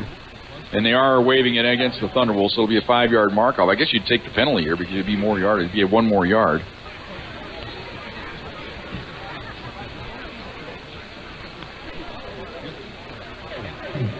Defense, number 33, 5-yard penalty. And it was the linebacker, Filio, for the Thunderwolves. Trying to get a head start off the edge that time. So 1st and 10 for the Orediggers from the 33-yard line. We're down to 1:43 to go here first half. Thunderwolves on top, 14-7. Straight drop back this time by Bottlinger. He's going to zip it up the right sideline. His receiver stopped, almost intercepted.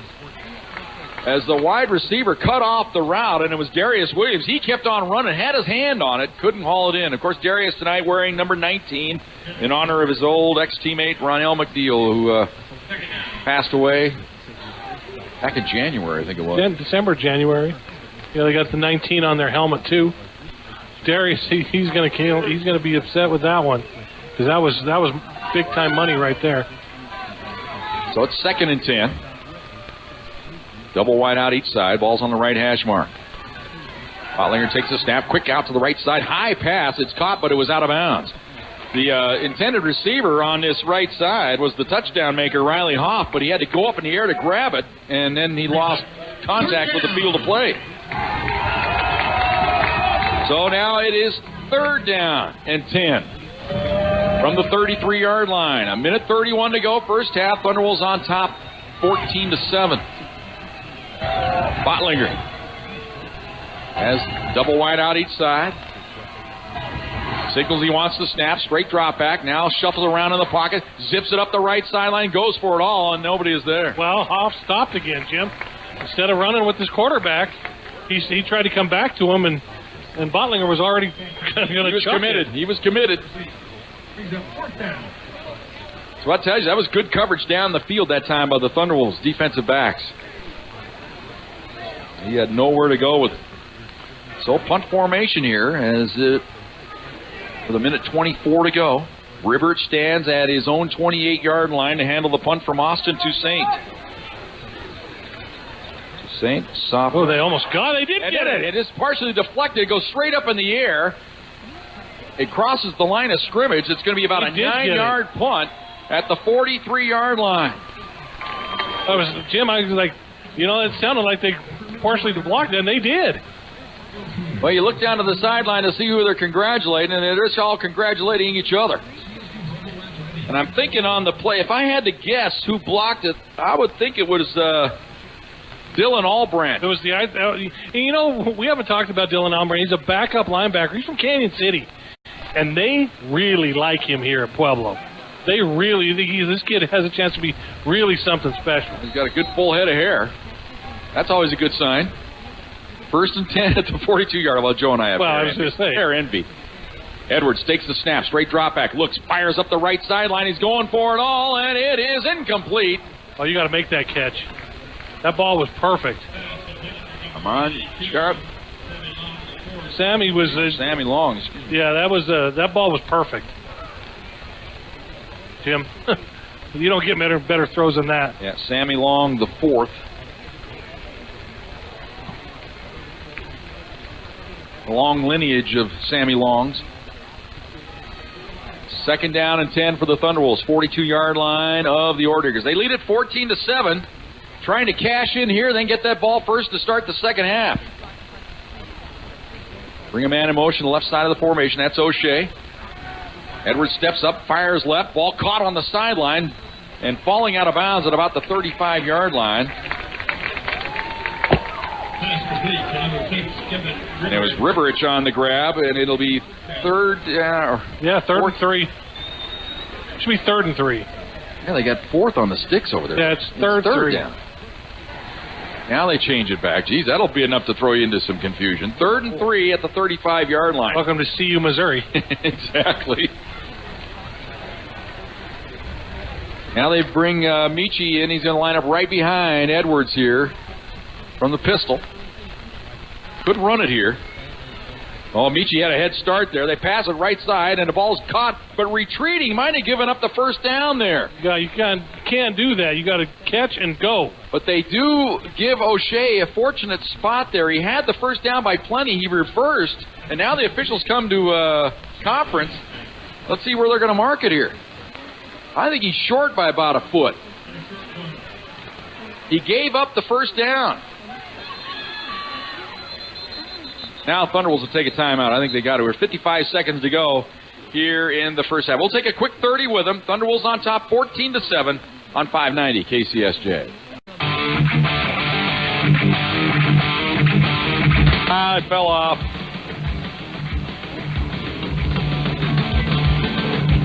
Well, Joe, it's not like I meant to. The guy looked up at it like I meant to throw my binoculars out there. Yeah, because we just throw glass out the window. I didn't mean to. Jeez, give me a break. As long as everybody's alive down there, I think everybody is. So it's 4th down now and about a foot. Everybody wants to know about Bernard McDonald. We want to know, too. He was out of the game, out of pads. It looked like a shoulder stinger is what it looked like to us. They go from the gun. They give it to Michi up the middle. He's got the first down and more. 25-20. Cuts back. 15, 10, 5. Touchdown, Thunderwolves.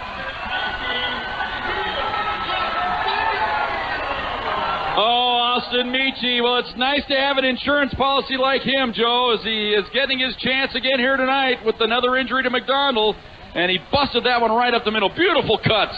Just straight up the gut. He was trying to get the yard, and they cut back once. Oh, it was a great thing. And Austin Michi, he carries that football like his life depends on it. And he's got some cannons to do it.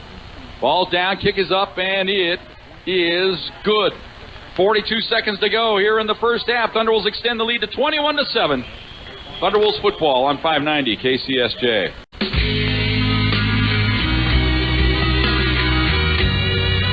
Well, what a crazy end of this first half here. Thunderwolves looked like they might be on the ropes, Joe, when they had to give up the ball to the Orediggers hot after tying the game 7-7, but the Thunderwolves get the interception, they get the touchdown, they come right back again with a short field, another score, and now they're looking pretty.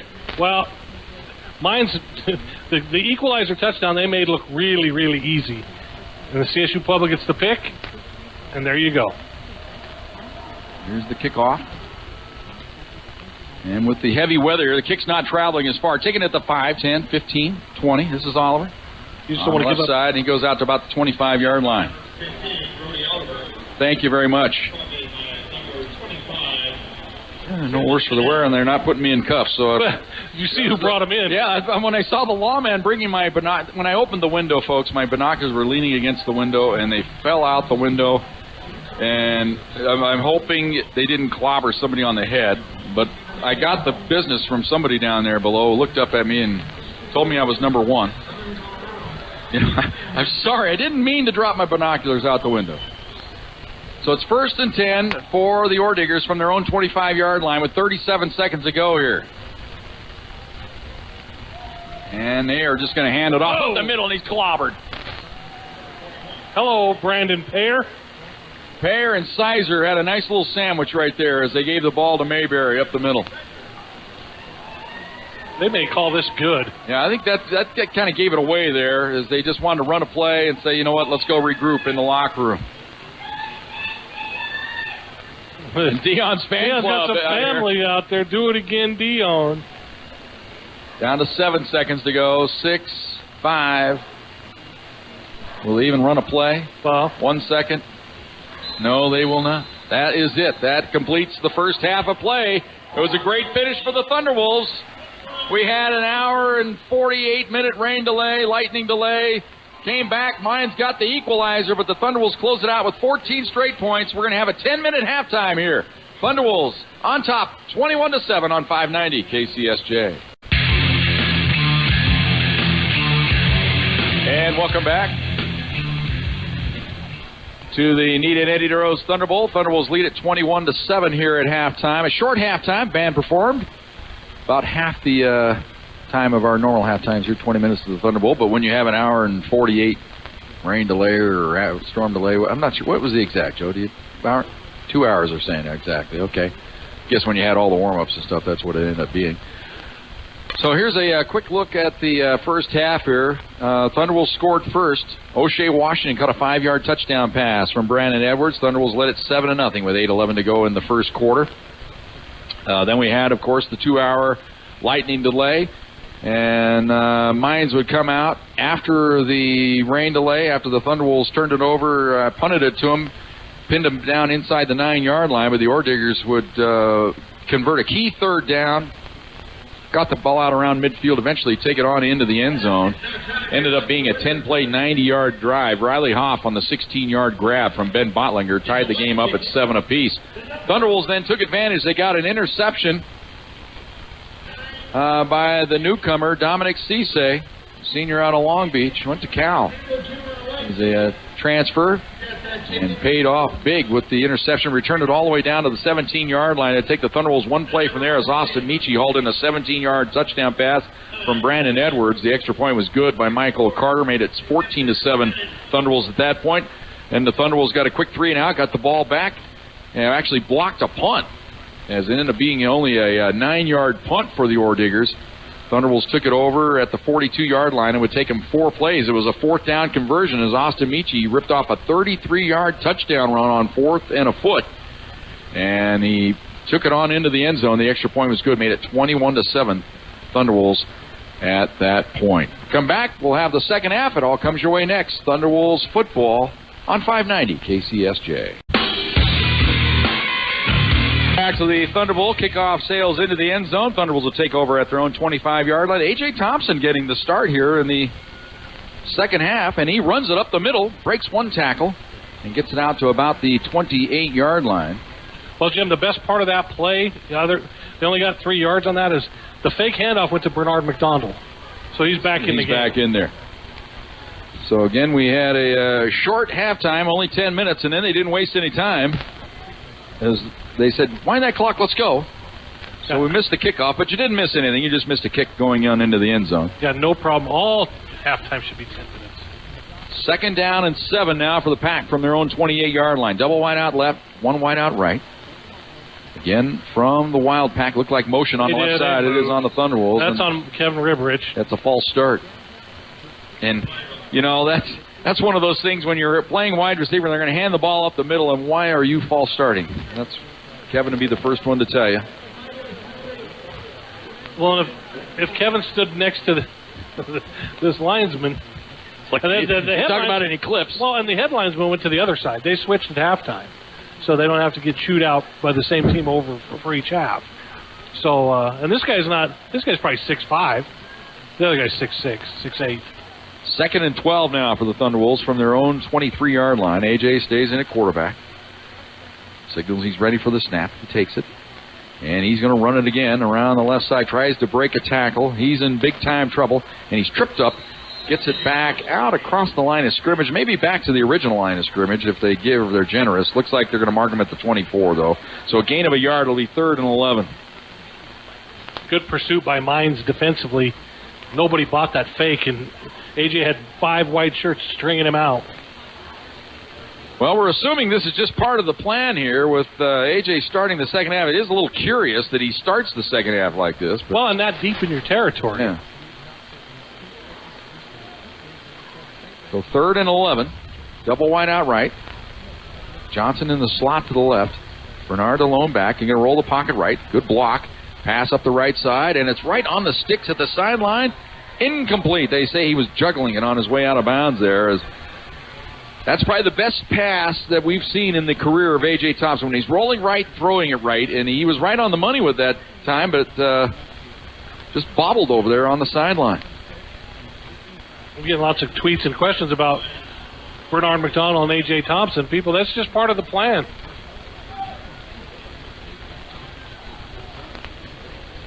Well, Bernard, they had the pads off.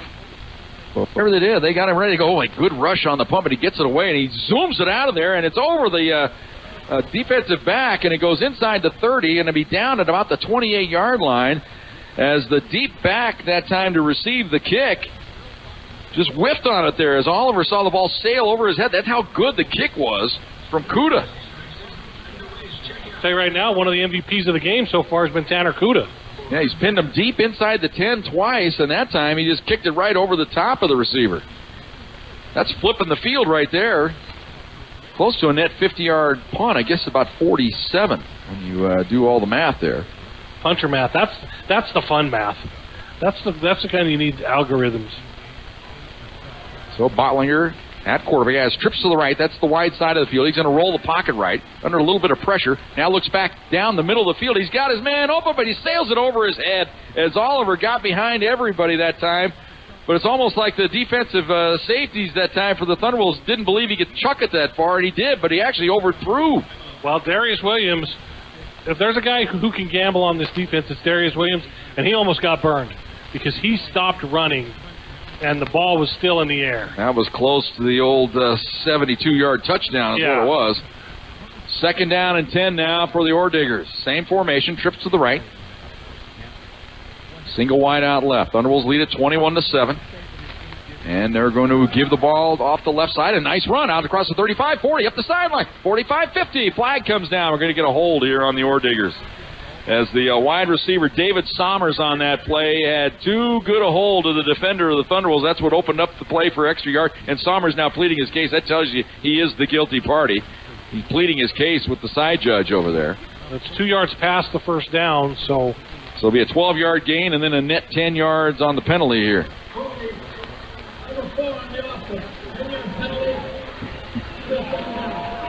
So they mark it from the 40 back to the 30, so it's a net gain of 2. 12 on the run, you lose 10 on the penalty, so it's 2nd down and 8 now for the Orediggers.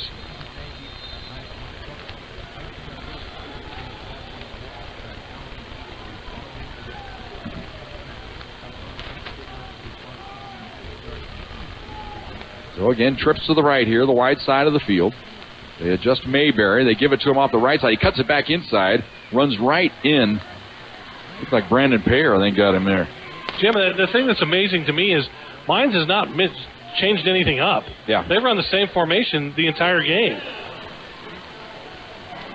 So it's 3rd down now and 6. The ball is at the 32-yard line. We have 12:05 to go here in the 3rd quarter. Thunderwolves lead it 21-7.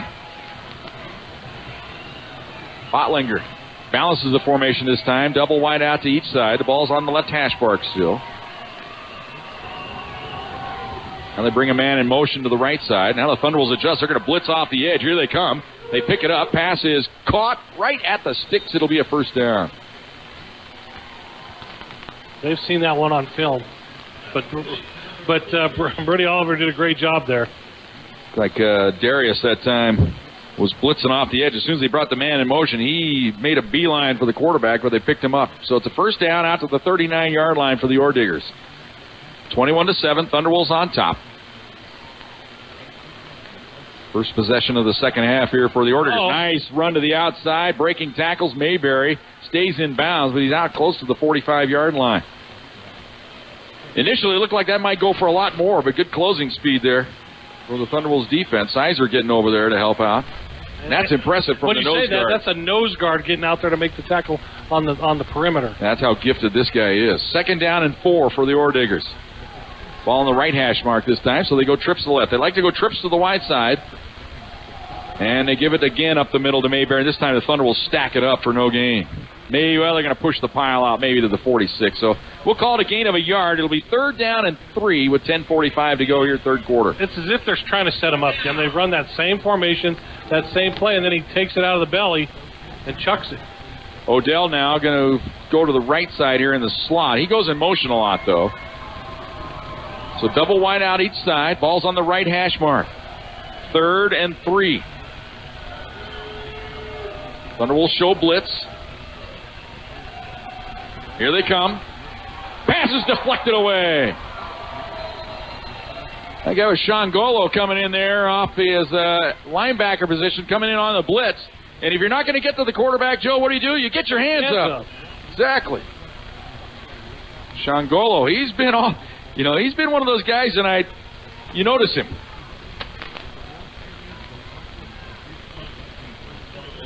So a big stop there for the Thunderwolves. Ribberich now will stand back at his own 15-yard line to receive this punt from Austin Dusain. Dusain has been angling his punts for the most part all night. He's had a couple of rugby styles as well. Takes the snap. He's going to go rugby style right.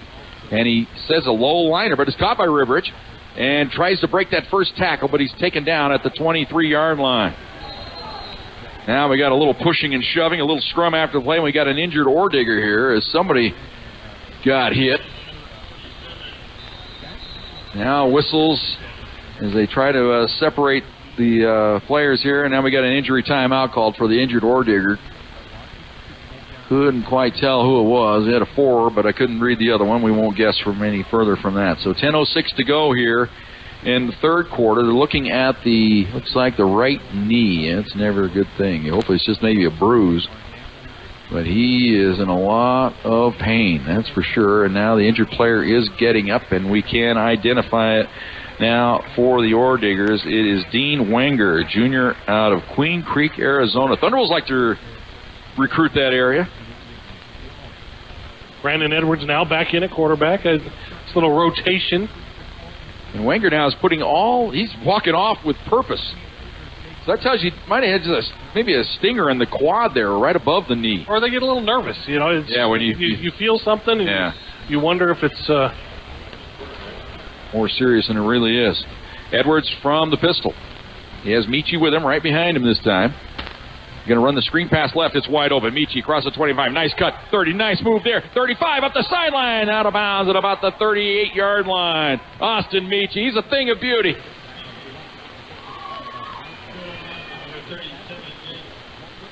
He's all the way out to the 38-yard line. 1st and 10 there for the Thunderwolves. You know, I think he's kind of was biding his time. You know, Bernard McDonald goes down late last year. Didn't play the whole season. Marche Denard comes in, is having a good camp. If you look at the depth chart today, Michi's 3rd on the depth chart. Yeah, that's the question. What's happening to Marche tonight? He's not seen any action yet. So 1st and 10 Pack. They lead it 21-7. Looking left, Edwards zips it left. Ball caught. Nope, out of bounds. Foot was on the sideline there, as it's been a tough little series here in the 3rd quarter for Sammy Long, as he was open there on the sideline, but didn't know where his feet were, evidently. And Sammy Long's going to have to work on the minor things, the little things. Location. 21-7,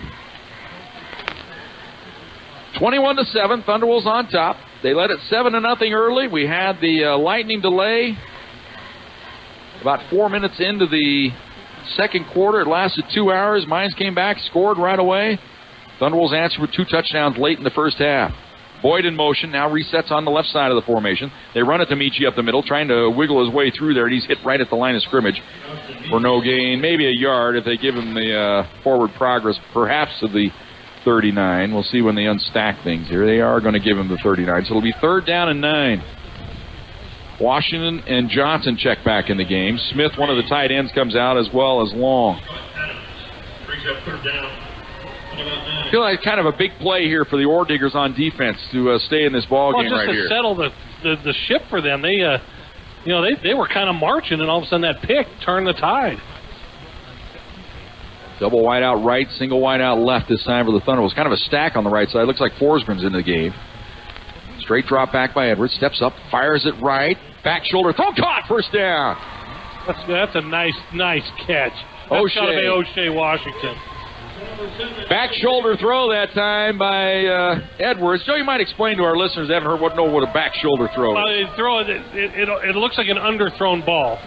Just think of it that way, that you're underthrowing, but both the receiver and the quarterback know that they're throwing it to a spot. He threw that underneath the safety and behind the cornerback. Yeah, and kind of what you're hoping for is to be in an even match with the corner, and then you know you're going to stop, and the cornerback just keeps on running, and then the ball just drops right in your lap. And he fit that through a window about the size of the window we're looking out of. Yeah, it was tough. Boyd in motion to the right side. 1st and 10 in Ore Digger territory at the 43-yard line. Give it to Michi up the middle. Spins across the 40 to the 39-yard line. He was close to breaking another one there. Gain of 4. It'll be 2nd down and 6 as the Thunderwolves try to take control of this ball game here in the 3rd quarter. They lead it 21-7. I guess you could say they are in control now, but I mean complete control here. If you put a touchdown up here, you start to take the life out of the Ore Diggers. Well, and Zach Boyd has not been targeted tonight as the tight end. I look for him to get one of those across the middle or over the middle type passes to where. Yeah, I think they've only thrown him one, maybe on that little screen where it gained a yard. I mean, it was. Yeah, he did get targeted.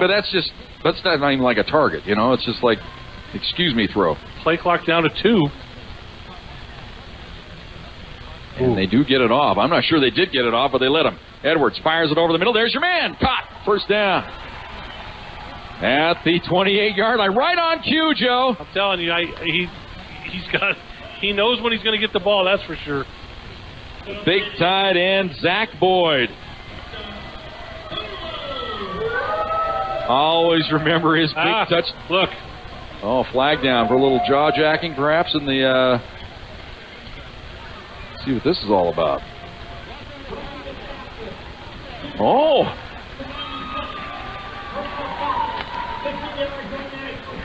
Well, Brandon Edwards is coming out, and there was a personal foul, and he might be hurt. Well, it's weird the way the call came in, though. It's like it was letting. He threw his hat as well. What's up with that? But we'll take it. I don't know, but he came out of the game. And Edwards is down on the bench right now. They're taking inventory on him. Probably just kind of watching. It might be the old concussion protocol here, as the trainer's just kind of standing there talking to him. The assistant trainer. 1st and 10 from the 14-yard line. AJ gives it up the middle to Michi. Nice cut, but he's taken down at about the 11-yard line. And here comes a flag in. We got a lot of extracurricular going on here now. That might be some evening of scores there from the Thunderwolves after the roughing the passer. And it might be Ty McCulley because they're trying to calm him down. It's almost, I think he might have tried to even the score there, Joe. Yeah.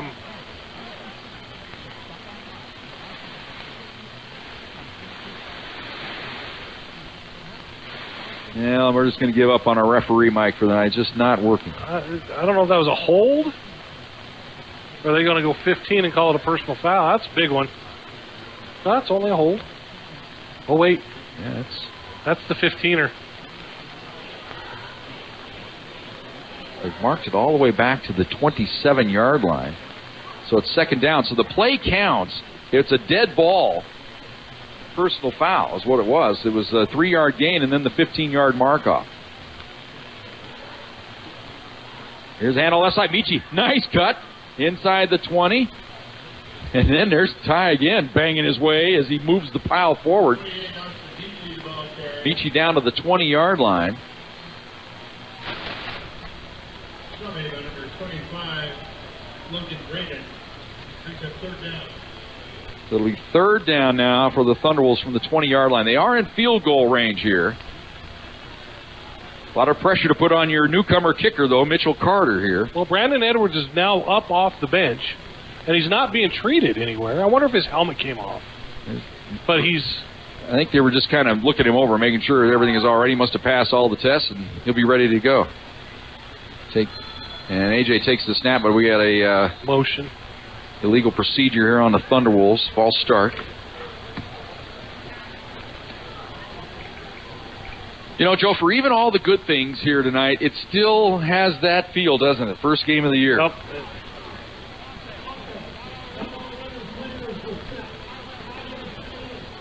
So that's 3rd and 21 from the 25. Yeah, I think you just play something conservative here and get your field goal and get out of here. Try to get your field goal. You never assume anything, though.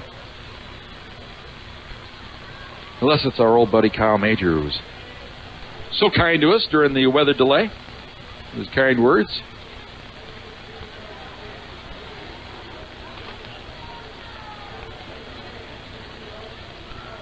Wide to the right goes Riberich.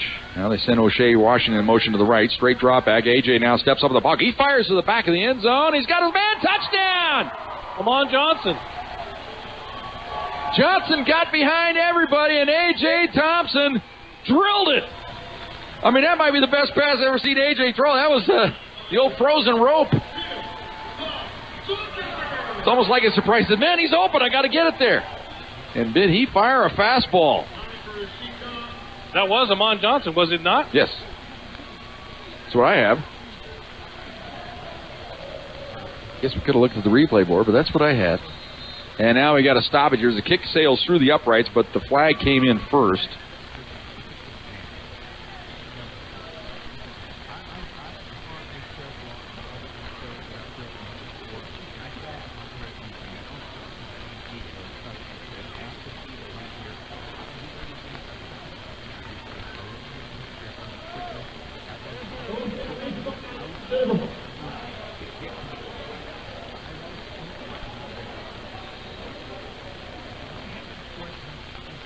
So in to try the extra point, be Mitchell Carter. Kick is up, and it is good. 5:36 to go here in the third quarter. Thunderwolves have extended the lead out to 21. They lead it 28-7. Thunderwolves football on 590 KCSJ.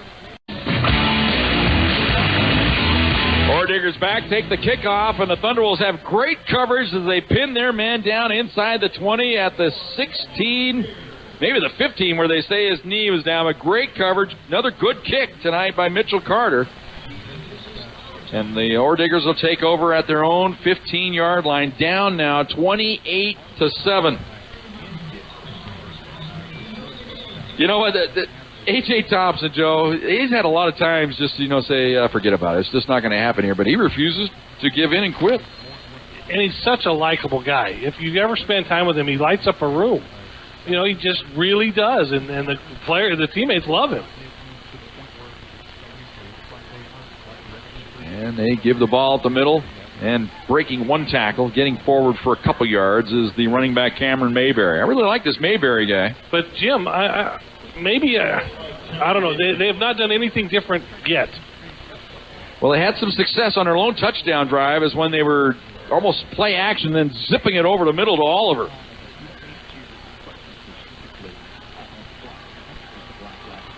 But that interception might have just changed their psyche. Play caller and quarterback all in one. Botlinger. He's going to go play action this time. Zip it up the left sideline. Goes for it all. Broken up. Good defense there by the Thunderwolves. Throw might have been a little bit underthrown. He was trying to get it up that left sideline to Brody Oliver. It looked like he was open momentarily, but the pass just a little late getting there. Well, I don't think it was inbounds. I think that the pass wasn't catchable. That was over Emory Taylor, who, Emory Taylor's got to have nightmares from last year of this game, because he was a freshman starting at cornerback against Justin Dvorak, and nobody wants that. Botlinger now changes the play at the line of scrimmage. Trips to the right here. 3rd down and 7. Ball's at the 18-yard line. Thunderwolves in press coverage. Each corner right up on the line of scrimmage. Here comes pressure. Looks like a hold. No flag comes in yet. Now rolling to his left, Botlinger, and he is going to be punished at about the 16-yard line. Joe, how can you, when you got a guy by his shirt tail and you're pulling him, how is that not holding? When you see a jersey being tugged. You got a very good point there. I know all about the hand fighting and all that, and so you can let that get away. But when a guy grabs you by the shirt, it untucks it. And Botlinger wants no part of the run. No. Yeah, he wants no part of that.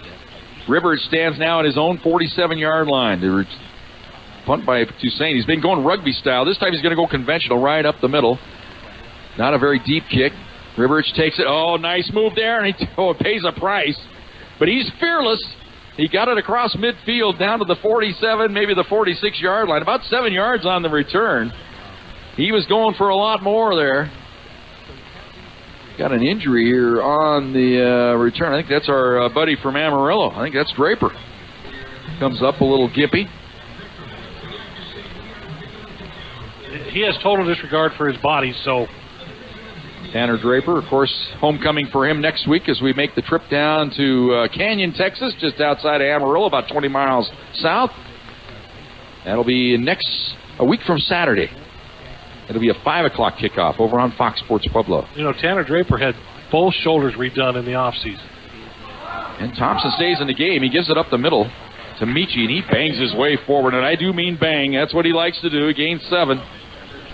I'm looking for Brandon Edwards. He looked like he had the headset on. Looked like he was fine, but... Well, that roughing the passer call, whatever happened there, might have just... they might not be completely sold on his health right now. And AJ's got the hot hand right now after throwing the touchdown pass. 2nd and 3 for the Pack. AJ from the pistol. Long count, takes it. And he'll run it around the right side. He's got the first down and more. Cuts to the outside, inside the 30. 25 down to about the 24-yard line. What a burst that time. AJ's one of those guys, Joe, he's going to find a spot to play. He wants to be a quarterback, though. He's got that mentality. But there's lots of different things you can do with him. And that's just one right there, just the Wildcat-type formation. 16-yard run like it was nothing. So it's 1st and 10, Thunderwolves from the 24-yard line. Got thrown down pretty good there, out of bounds. Kind of sat there, was like, really? No flag, nothing? So 1st and 10, they stay in the pistol. Now they adjust the formation here. Balance it out, give it to Michi. Oh, nice cut there, and he just hurdles his way forward inside the 20, down to about the 19-yard line. Runs with reckless abandon.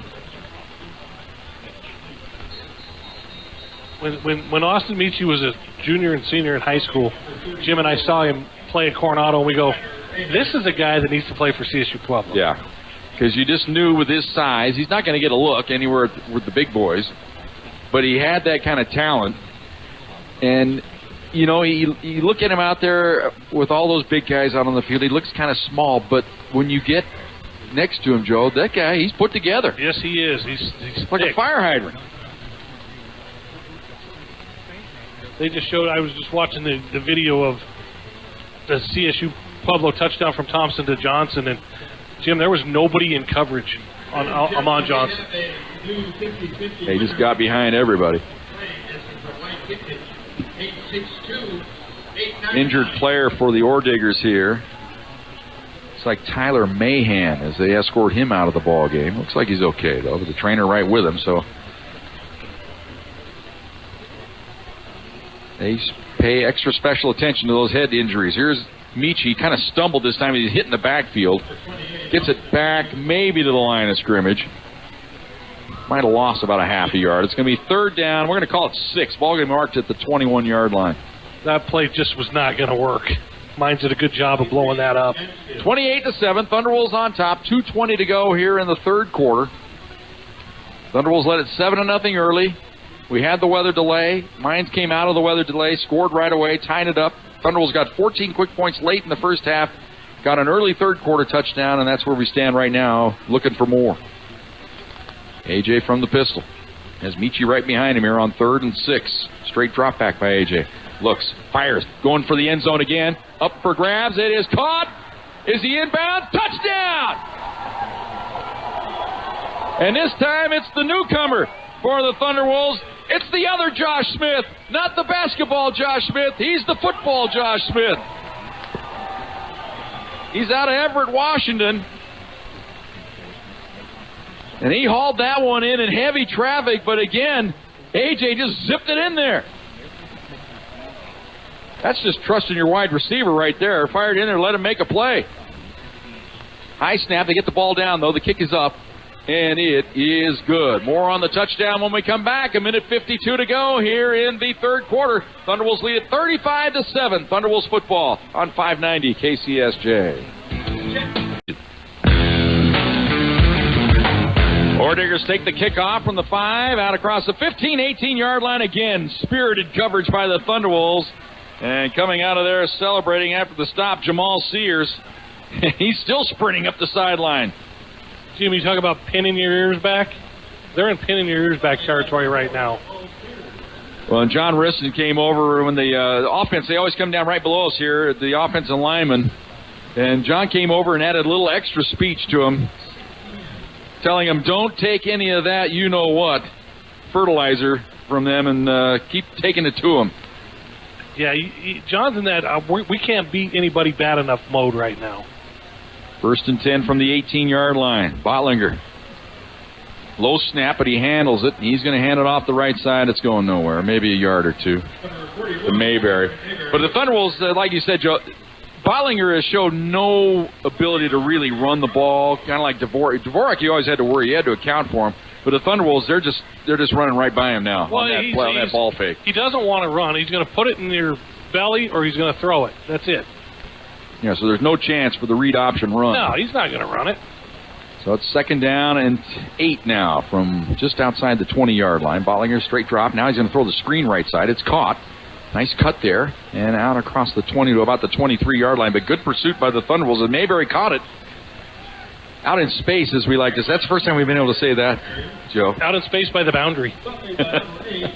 But space and boundary wasn't his friends as the Thunderwolves crashed down on him after a gain of about 4. It'll be 3rd down and 4. That's football broadcast bingo. Yeah, you get that in a straight, and you got it made. And all that. That's a bonus. And all that. Rick Upchurch and all that. All right. No, he was in that whole deal. In that whole deal, that's right. Here's the handoff, and going nowhere is Mayberry as they stop him short of the 1st down. That's a curious call for the pass-happy Orediggers as they run it on 3rd and 4, trying to surprise him. And Michael Riston makes the stop for the Thunderwolves. Boy, he is big. Big and tall and strong. He's growing into that defensive end frame. You know, he was recruited here as a defensive end. And then he wanted to play tight end. They all want to catch passes. Right. And so he went to the tight end, but they got a glutton of tight ends over there. So he moved to the defensive line. Here's the punt. This will be the last play of the quarter. Riberich, and they angle him toward the sideline. He runs out of real estate. He caught it right on the sideline. Stepped out of bounds at the 24-yard line, and that will do it. There is a flag. Well, we're going to keep it here with the flag. There's going to be hold on the return, so they're going to back that up another. Yeah, be back inside the. They'll mark it from the spot where the ball ended up at the 24-yard line. You got to think here. We'll try the ref mic one more time.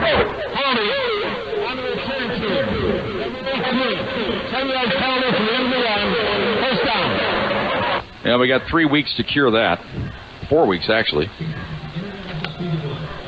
Got our new toy up here, our referee mic, but it just isn't working good for us in the booth here. End of the third quarter. Thunderwolves lead at 35-7. Thunderwolves football on 590 KCSJ.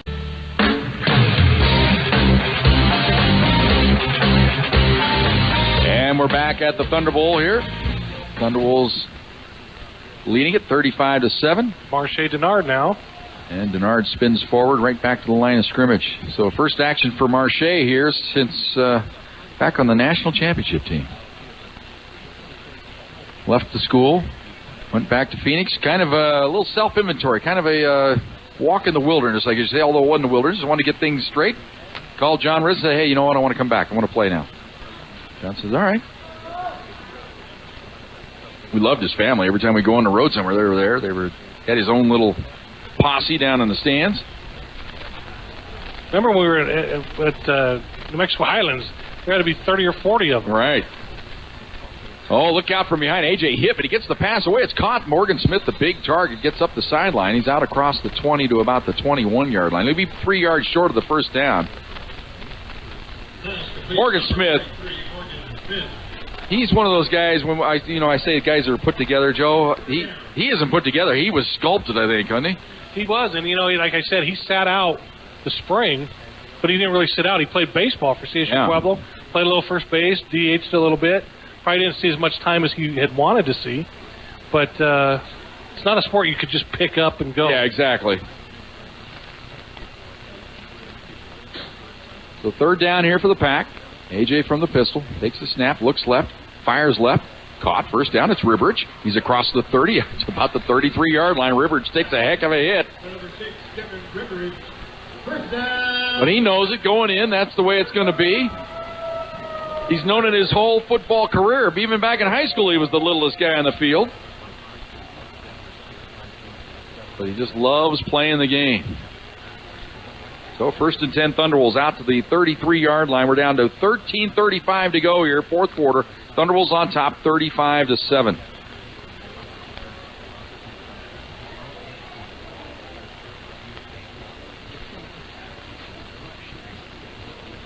And they run a quick hitter up the middle to Denard. He spins forward to about the 34-yard line. Might have got a yard that time. He's second down and 9. These are when it's tough getting yards at this point in the game for a running back. You know you're going to run it. And Jim, A.J. looked like he almost just missed him to hand off. Yeah, he had to do a quick spin move to even get the handoff off. They're lucky they didn't fumble it there.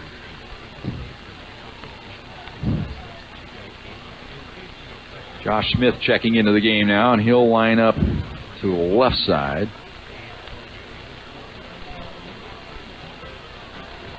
O'Shea is going to line up to the slot to the right. Sammy Long also in the game in the slot. They're going to run the sweep around the right side. Smith, he's got a good head of steam. Out across the 45 to the 50-yard line. Man, oh man, was that some forward momentum there for Josh Smith. Well, Jim, he's 6'3", 220. Yeah, you got to get him the ball somehow, some way. 6'3", 220.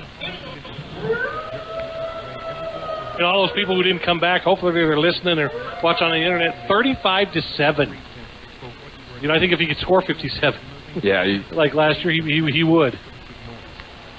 So the ball now in Ordigger territory here with 12:15 to go in the fourth quarter. Thunderwolves comfortably on top, 35-7 from the pistol. They give it to Denard. Nice hole, 45-40 up the sideline. Nice cut, 35 inside the 30, hauled down at about the 28-yard line. Marche Denard. Welcome back. Well, what's that old adage? You break their spirit? Seems like the Ordinger spirit has been broken thusly. Remember when they had that little edge about them after they tied the game and then got the stop? They were kind of woofing. They were pushing and shoving out there. And But then the pick changed everything in this game. 1st and 10 Thunderwolves from the 29-yard line of the Orediggers. We're down to 11:40 to go here in the fourth quarter. And motion along the line of scrimmage. And that was everybody. I think the left guard, everybody kind of shook a little bit. Tells you the snap was about a half tick off. And they're going to call Cole Forsgren just only because he was standing out there right next to the official. How did you pick me out is what he's saying. I mean, everybody else went on that play too, Cole, so don't feel too bad. But when you're standing next to Lurch, you don't have a choice. He's going to call you. Now we welcome all of our listeners on iHeartRadio that have listened to the Broncos defeat are they the Cardinals? Was it 3-2? 30-2 was the final. Good baseball game.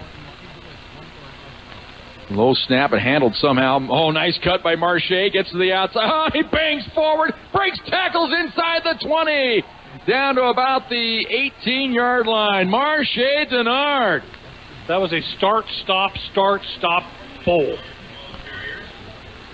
Took him a couple of carries to get that feel, but he found it. Oh, it is running back university here at Csu-Pueblo. One goes down. They got more in the stable to come back out there. Bernard McDonald leaving this game with an apparent, looked like a left shoulder injury. AJ takes the snap again. Marche jumps through the hole that time, and he's hit down. Never want to leave your feet. Gains a yard. It'll be 2nd down and 9. Well, and at this point of the game, you're going to run the football. And Mines knows you're going to run the football, so it's hard to get those ground yards. That's what makes some of the plays he's made even more impressive here, when they know you're coming at him.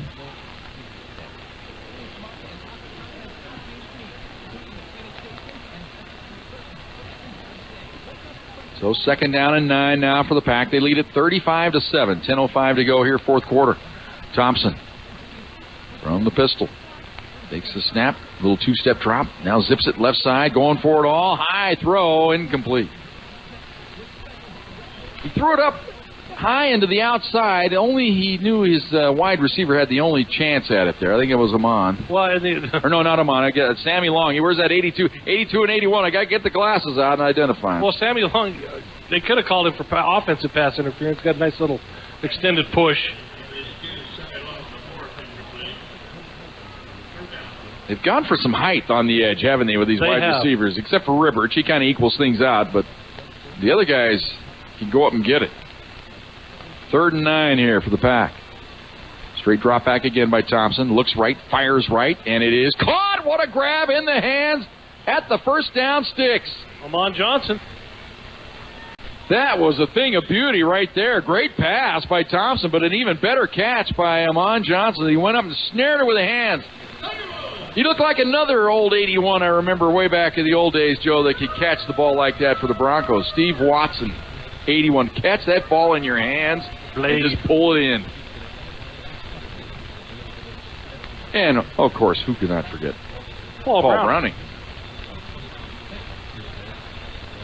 1st and goal for the Thunderwolves. AJ up under center. Going to pitch it right side to Marche, and he's hitting the back. You're going to be thrown for a loss. Still on his feet, but the whistle had blown. Forward progress had been stopped all the way back here at the 11-yard line, so it'll be a loss of 4. It'll be 2nd down and goal there for the Thunderwolves. 9:09 to go here in the fourth quarter. Thunderwolves on top, 35-7. But didn't go down. Yeah, he just kept battling.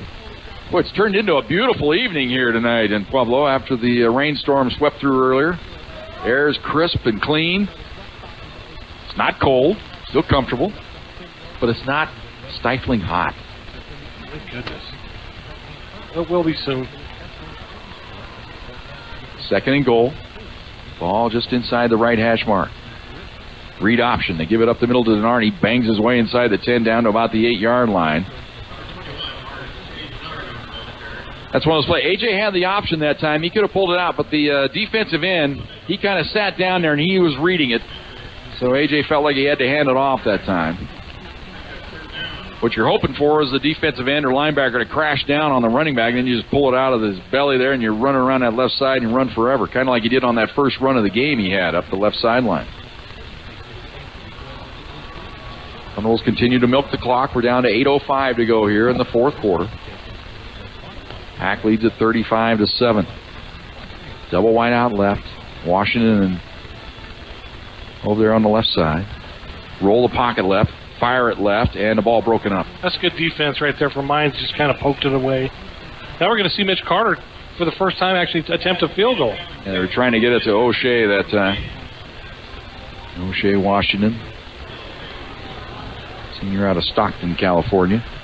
It's time for a C-Shot field goal. There we go. Field goal attempt upcoming, as Joe mentioned. It's Mitchell Carter. This is a little chip shot. This is about a 26-yard attempt. Is all. Ball's on the right hash mark. Low snap, but it's handled. Kick is on the way. And it looked like he banged it right through there. He did. 7:47 to go. He's looked brilliant in that last scrimmage, Joe. He struggled. I mean, I'm at all. This is going to be a long year for the kicker, but he's had a good night tonight. 7:47 to go here in the fourth quarter. Thunderwolves on top, 38-7. 590 KCSJ.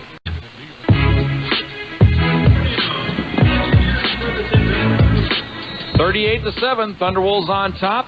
7:47 to go here in the fourth quarter. Here's the kick by Carter. He gets it to the end zone this time. They'll run it out. Across the 10, 15. Oliver. And he is surrounded and sandwiched. Oh, my, at about the 16-yard line. Those Thunderwolves that don't see starting action on the defensive unit, they love to play special teams. It's really their only moment to shine.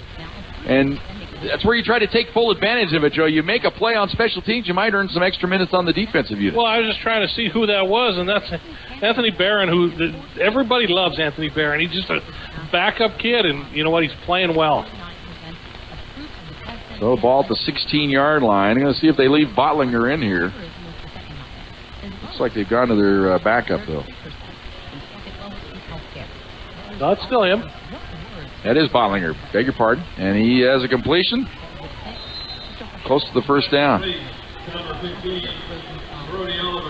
Well, this is when you got to try to get some confidence for your offense. Try to make some plays here. You got 10 more games to go.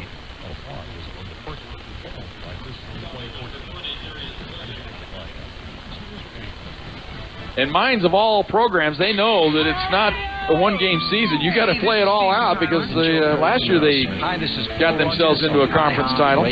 Just that easy. Open up the free iHeartRadio app right now and type in your favorite artist name to make a custom station. Boy, the Thunder was going down like bowling pins over on the sideline. Looked like Tanner Draper got submarined by his own teammate. You know, they were coming in. One was coming from safety and one was coming from outside linebacker, and they were bearing down Brody Oliver, but he jumped out. He went out.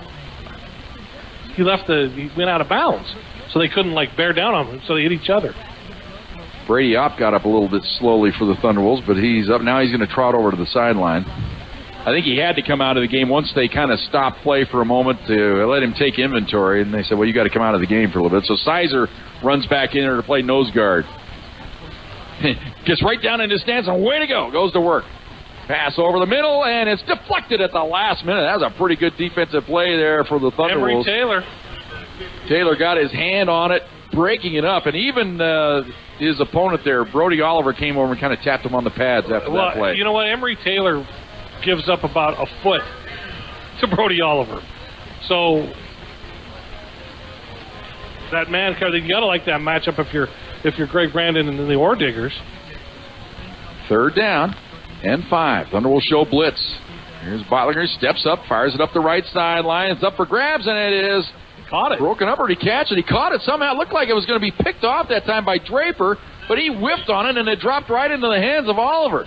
I was ready to call the first interception of his career for Draper there, but he missed it. It went through the two rebuilt shoulders. Yeah. He had both of them rebuilt. So first and 10, Ore Diggers at the 36-yard line of the Thunderwolves. They're going to hand it off the right side. This is Mayberry. Nice gain. He's down to about the 30-yard line. Jim, there are a lot of backups in now on defense for CSU Pueblo. You got your backup defensive line in there. some backup linebackers. Darius Williams is still in there, though. Emory Taylor's still in there. So second down and call it 3. Bottlinger rolls the pocket left. Steps, fires, low pass. And they're going to say it's a grab, I believe. Officials talking it over. They do call it a catch. And again, that's a pretty good catch that time. That's one of the reserve wide receivers. That's Ryan Manning making the grab there for the first down to the 20-yard line. I'm not completely sold that he caught that, but the officials on the field say, yeah, let's go. So first and 10 from the 20-yard line of the Thunderwolves. Ordigger's on the move. Bottlinger, play action, throwback screen coming left side. Could be picked, and it is! Is that Sizer? No, it's Shangolo. Thor Shangolo has had a great game. That tells you how big and strong Shangolo is when I'm thinking he might be Sizer. But that's how quick Sizer is as well. But Shangolo, he read it all the way on the throwback screen, and he makes the pick. Now, Jim, you look in your defense, your offensive line, you have in all backups. This is an all backup offensive line. Rex Dowson is in at quarterback. That tailback is the spark plug. What the juice? Exactly. Jevin Jordan for the Thunderwolves. And he's going to get a chance to run it around the left side here. He'll get him flying through there. He's across the 40, 45, out to about the 48-yard line. And this team loves Jevin Jordan. He's 5'7". He's 207 pounds. He's a sophomore out of Aurora Central. That was a quick burst right there. And you just never know the way running backs go. You can go through a few running backs in a season, and all things self-destruct on you. He's nice to have back there as an insurance policy. First and 10 at the 47-yard line for the Thunderwolves. Dowson up under center. And again, right up the middle to Juice. And he's out to the 49-yard line. Jevin Jordan. Second down and 8. 38-7. Thunderwolves on top. 5 minutes to go here in the fourth quarter. Boy, you kind of look at this, you'd never know that this game was very much in doubt midway through the second quarter after the Ordiggers scored after the lightning delay and tied it up at 7, then had the ball. Thunderwolves came up with a pick, got 2 quick scores to end the first half, scored early on in the third quarter, another one here in the fourth, and a field goal. They're comfortably on top right now. Dowson up under center here on second down and 8. And again, he'll give it up the middle to Jordan. He gets his way down to about the 49-yard line. This is where, if you're a coach, you want to see how your backups just handle themselves in this role. I mean, do you take seriously your job now of trying to get better? Yeah, I mean, this is important right now. It's third down and 6. Ball is on the Ordigger side of the field here. It's at the 49-yard line.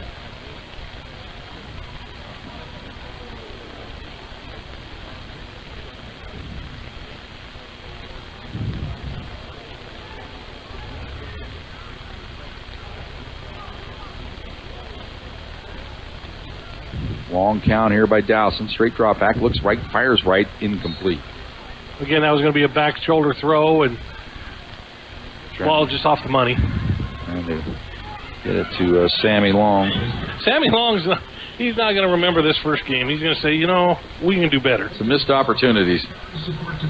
So fourth down. And here's one of the early MVPs of the game, Tanner Kuda. He did his job early on in this game.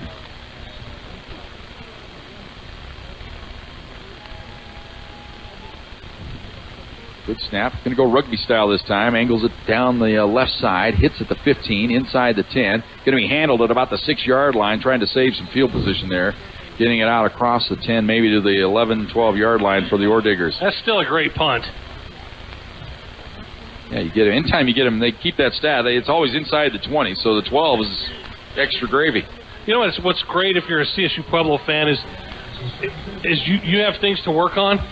But you just beat the 16th ranked team in the nation by 31 points. So you got to feel good about okay, let's work on our stuff, but we're good. And you did. You survived the adversity. You had took a pretty good haymaker there by Mines coming back to that touchdown and then getting the ball back, but you answered.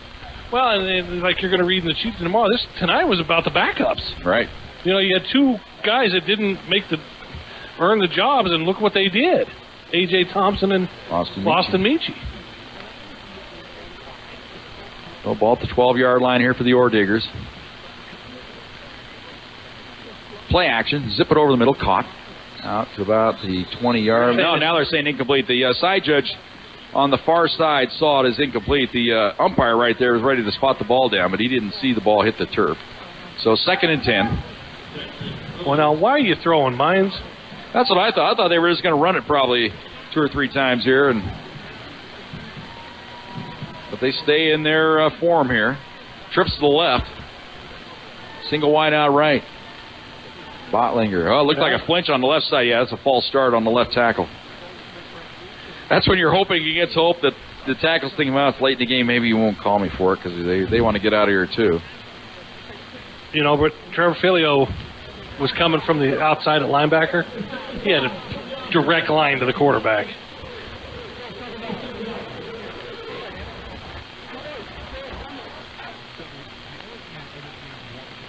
So it's 2nd down now. 15 from the 7-yard line.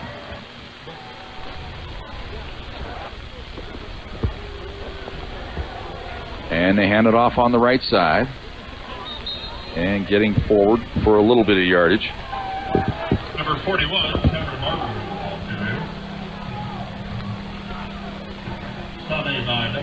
Joe Cervi going to make his way down to the field. Talk to John Risson. A quick talk, because Joe's got work to do here right on deadline here tonight with this weather delay. It's kind of put everybody behind schedules. We're after the 10 o'clock hour here. We thank you all for staying with us tonight. If you've stayed with us for the duration, you're troopers. 3rd down and 12 for the Ore Diggers. Straight drop back by Bottlinger. He looks, zips it up the right side. It is caught right at the sticks, and they are going to say it is a 1st down at the 23-yard line.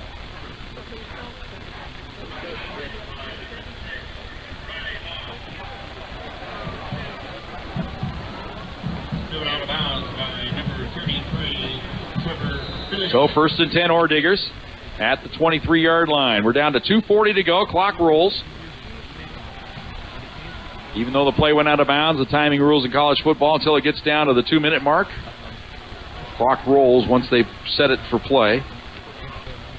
NFL, it's the 5-minute mark. Straight drop back by Bottlinger. They pick up the pressure. Passes right side. Again, right at the stakes. It'll be another 1st down for the Ore Diggers.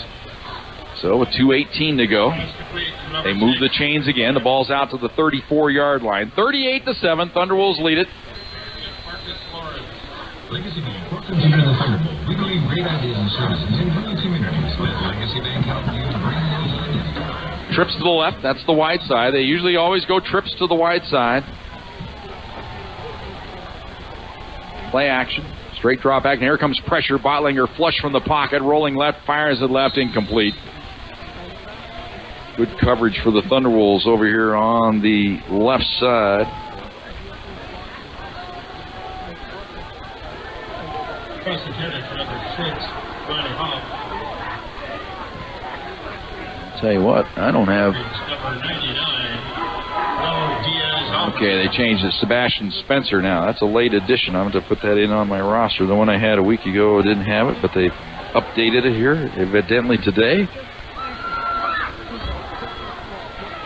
So 2nd and 10. They give it off the right side. Not much to work with there. Kevin Marbury, the ball carrier. Stopped by number 92, Brady up. 3rd down. Shamrock Brewing is Roosevelt headquarters. Stop by for their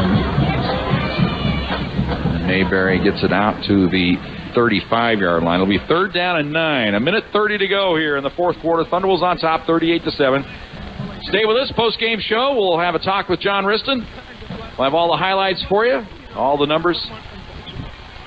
As we recap this initial victory of the year for the Thunderwolves here. Low snap. Bottlinger handles it. He looks, now steps up in the pocket. He'll run with it. Tries to get to the outside. He gets a block, turns the corner. He's across the 40 out to around the 44, maybe the 45-yard line. Let's see where they're going to... Well, they're actually going to say he stepped out here at the 43. That's not very nice, Mr. Side Judge. Because it keeps him from getting the first down. I thought he had at least the 44, maybe the 45, but they say he's short here, so it's going to be 4th down and a yard now for the Orediggers with 1:07 to go here in the 4th quarter.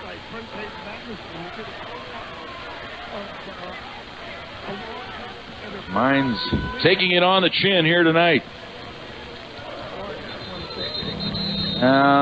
Late. Well, they're going to call timeout, or the Orediggers here to set up this 4th down play. So we'll take a quick 30 here. Thunderwolves on top, 38-7 on 590 KCSJ.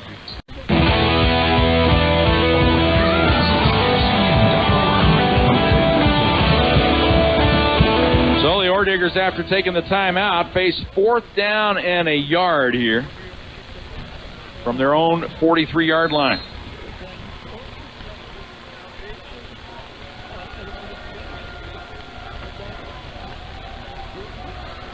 Long count here by Bottlinger. Signals he's ready for play. Gives it up the middle, and it is the 1st down for Mayberry. Well, they blow the play dead. I'm not sure his knee hit, but they blew the whistle, and they moved the chain, so he's out to the 48-yard line. Mayberry doesn't think he was down. I'm not quite sure if he was or not. It was borderline there as he kind of ended up right on the back of the tackler, and they blew the whistle.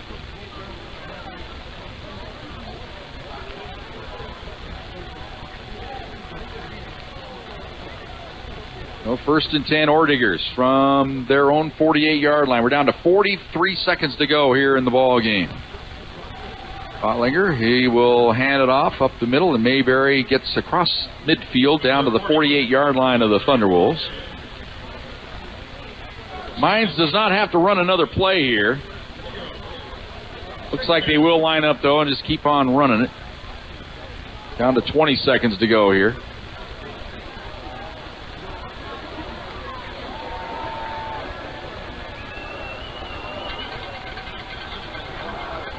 Snap handle. Here comes pressure off the edge. Gets the pass away down the middle of the field. And it is caught. What a grab down inside the 25-yard line. Playing to the bitter end. That's a nice grab by Brody Oliver. He's a good player. Makes the grab. 3 seconds to go. 2 seconds. 1 second. That will do it. They will not get another playoff. It's over here from the Thunderwolves. Thunderwolves win it 38-7. Stay tuned for our post-game show. It comes your way next, right here on 590 KCSJ. And welcome back to the Thunderbowl. And Joe Cervi has corralled John Riston down on the field, and we'll see if we can get Joe's attention here. Joe, you're ready to go. All right, John Riston, head coach of the Thunderwolves. You're almost thunderstruck again with the delay, but your team came out with little adversity and found a way. Yeah, I really feel like we, I was nervous because I don't know, we responded the first time, and we're trying to do that, and then our kids got a little momentum, and this is a game of momentum a lot of times, and we seize that moment, and we're able to get that done. You preached all fall camp about how everybody's going to have a role and everybody's going to be called on today. Tonight was kind of the role of the backups when Austin came in for a dinged-up Bernard and AJ came in and did his job, and Brandon got a little bit dinged up. So everybody's got a role. Yeah, I thought those two really did a great job. Rex had one of his better practices all week, and so I'm very proud of what they responded and how they handled that. I was really proud of our coaching staff. I thought they put together one hell of a game plan. The game is tight. They come out, they score fairly easily to tie the game, and then you get the pick, and that just seemed to change everything. Yeah, I think that was one that really started the momentum slide down the hill, and we're starting talking about the compound effect, keep doing those things over and over and over, and so that's really what we try to do. Well, you're 1-0 in the season, 1-0 in conference, and a couple extra days to prepare for West Texas. Well, we're going to watch this film and going to have a chance to. I'm going to give them the weekend off, and then we're coming back to see what the Buffalo's got.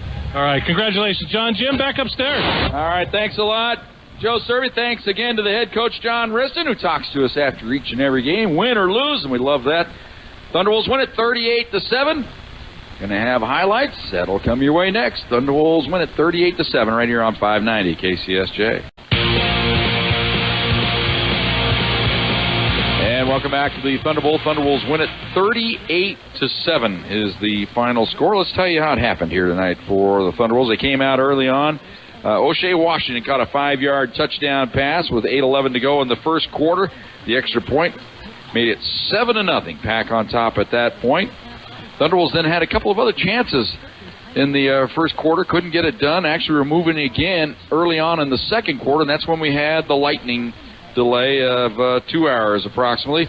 And went into the locker room. Teams kind of mellowed out for a while. Came back out once we started action again. Thunderwolves, after 2 plays, had to punt the ball away. Mines took over, faced a long third down deep in their own territory, converted it, got it out around midfield. Eventually would go the distance, 90 yards in 10 plays, as Riley Hoff hauled in a 16-yard touchdown. That was a beautiful catch down the right sideline. The extra point was good. We were all tied up 7 apiece with 6:05 to go in the first half. Thunder would come out, and they would immediately go 3 and out. Mines got the ball right back and looked like they were poised to really maybe put a stamp on this ball game, but the Thunderwolves got a big interception on the play. It was Dominic Cisse picking up around midfield on a deflection. He hauled it all the way back to the 17-yard line. On the very next play, Austin Michi hauled in a 17-yard touchdown pass from Brandon Edwards. The extra point was good. Thunderwolves led it 14-7 with 2:23 to go in the first half. Pack wasn't done. They got the ball right back. They partially deflected. I guess you call it a block punt. It only went 9 yards. It went straight up in the air. Thunderwolves ended up taking the ball over at the 42-yard line of the Ore Diggers. This time they would go 4 plays, 42 yards. It was a 4th down run, actually, for Austin Michi. It was 4th down and about a foot. And Michi took it, made a couple of beautiful cuts right in the center of the field, hauled it on into the end zone for the 33-yard touchdown run. The extra point, again, good by Carter. They led it 21-7, and that's the way the first half would end. Thunderwolves would come out. Defense would get a good stop. They would take over, and this time the Thunderwolves would go 77 yards in 9 plays. Amon Johnson catching a 25-yard touchdown strike from A.J. Thompson. A.J. Thompson was in the game because the starting quarterback, Brandon Edwards, took a shot on a roughing the passer penalty, had to leave the game. So A.J. had seen some action during the ball game, took over on the drive like a good reliever would, and he fired a strike to the back of the end zone to Amon Johnson. The play covering 25 yards. The extra point was good, and with 5:36 to go in the third quarter, Thunderwolves led it 28-7. Then it was Josh Smith's turn to haul in a grab on the left sideline. Another just a threading the needle throw by A.J. Thompson to get it to Smith in the end zone. Extra point was good. It was 35-7 with 1:52 to go in the third quarter.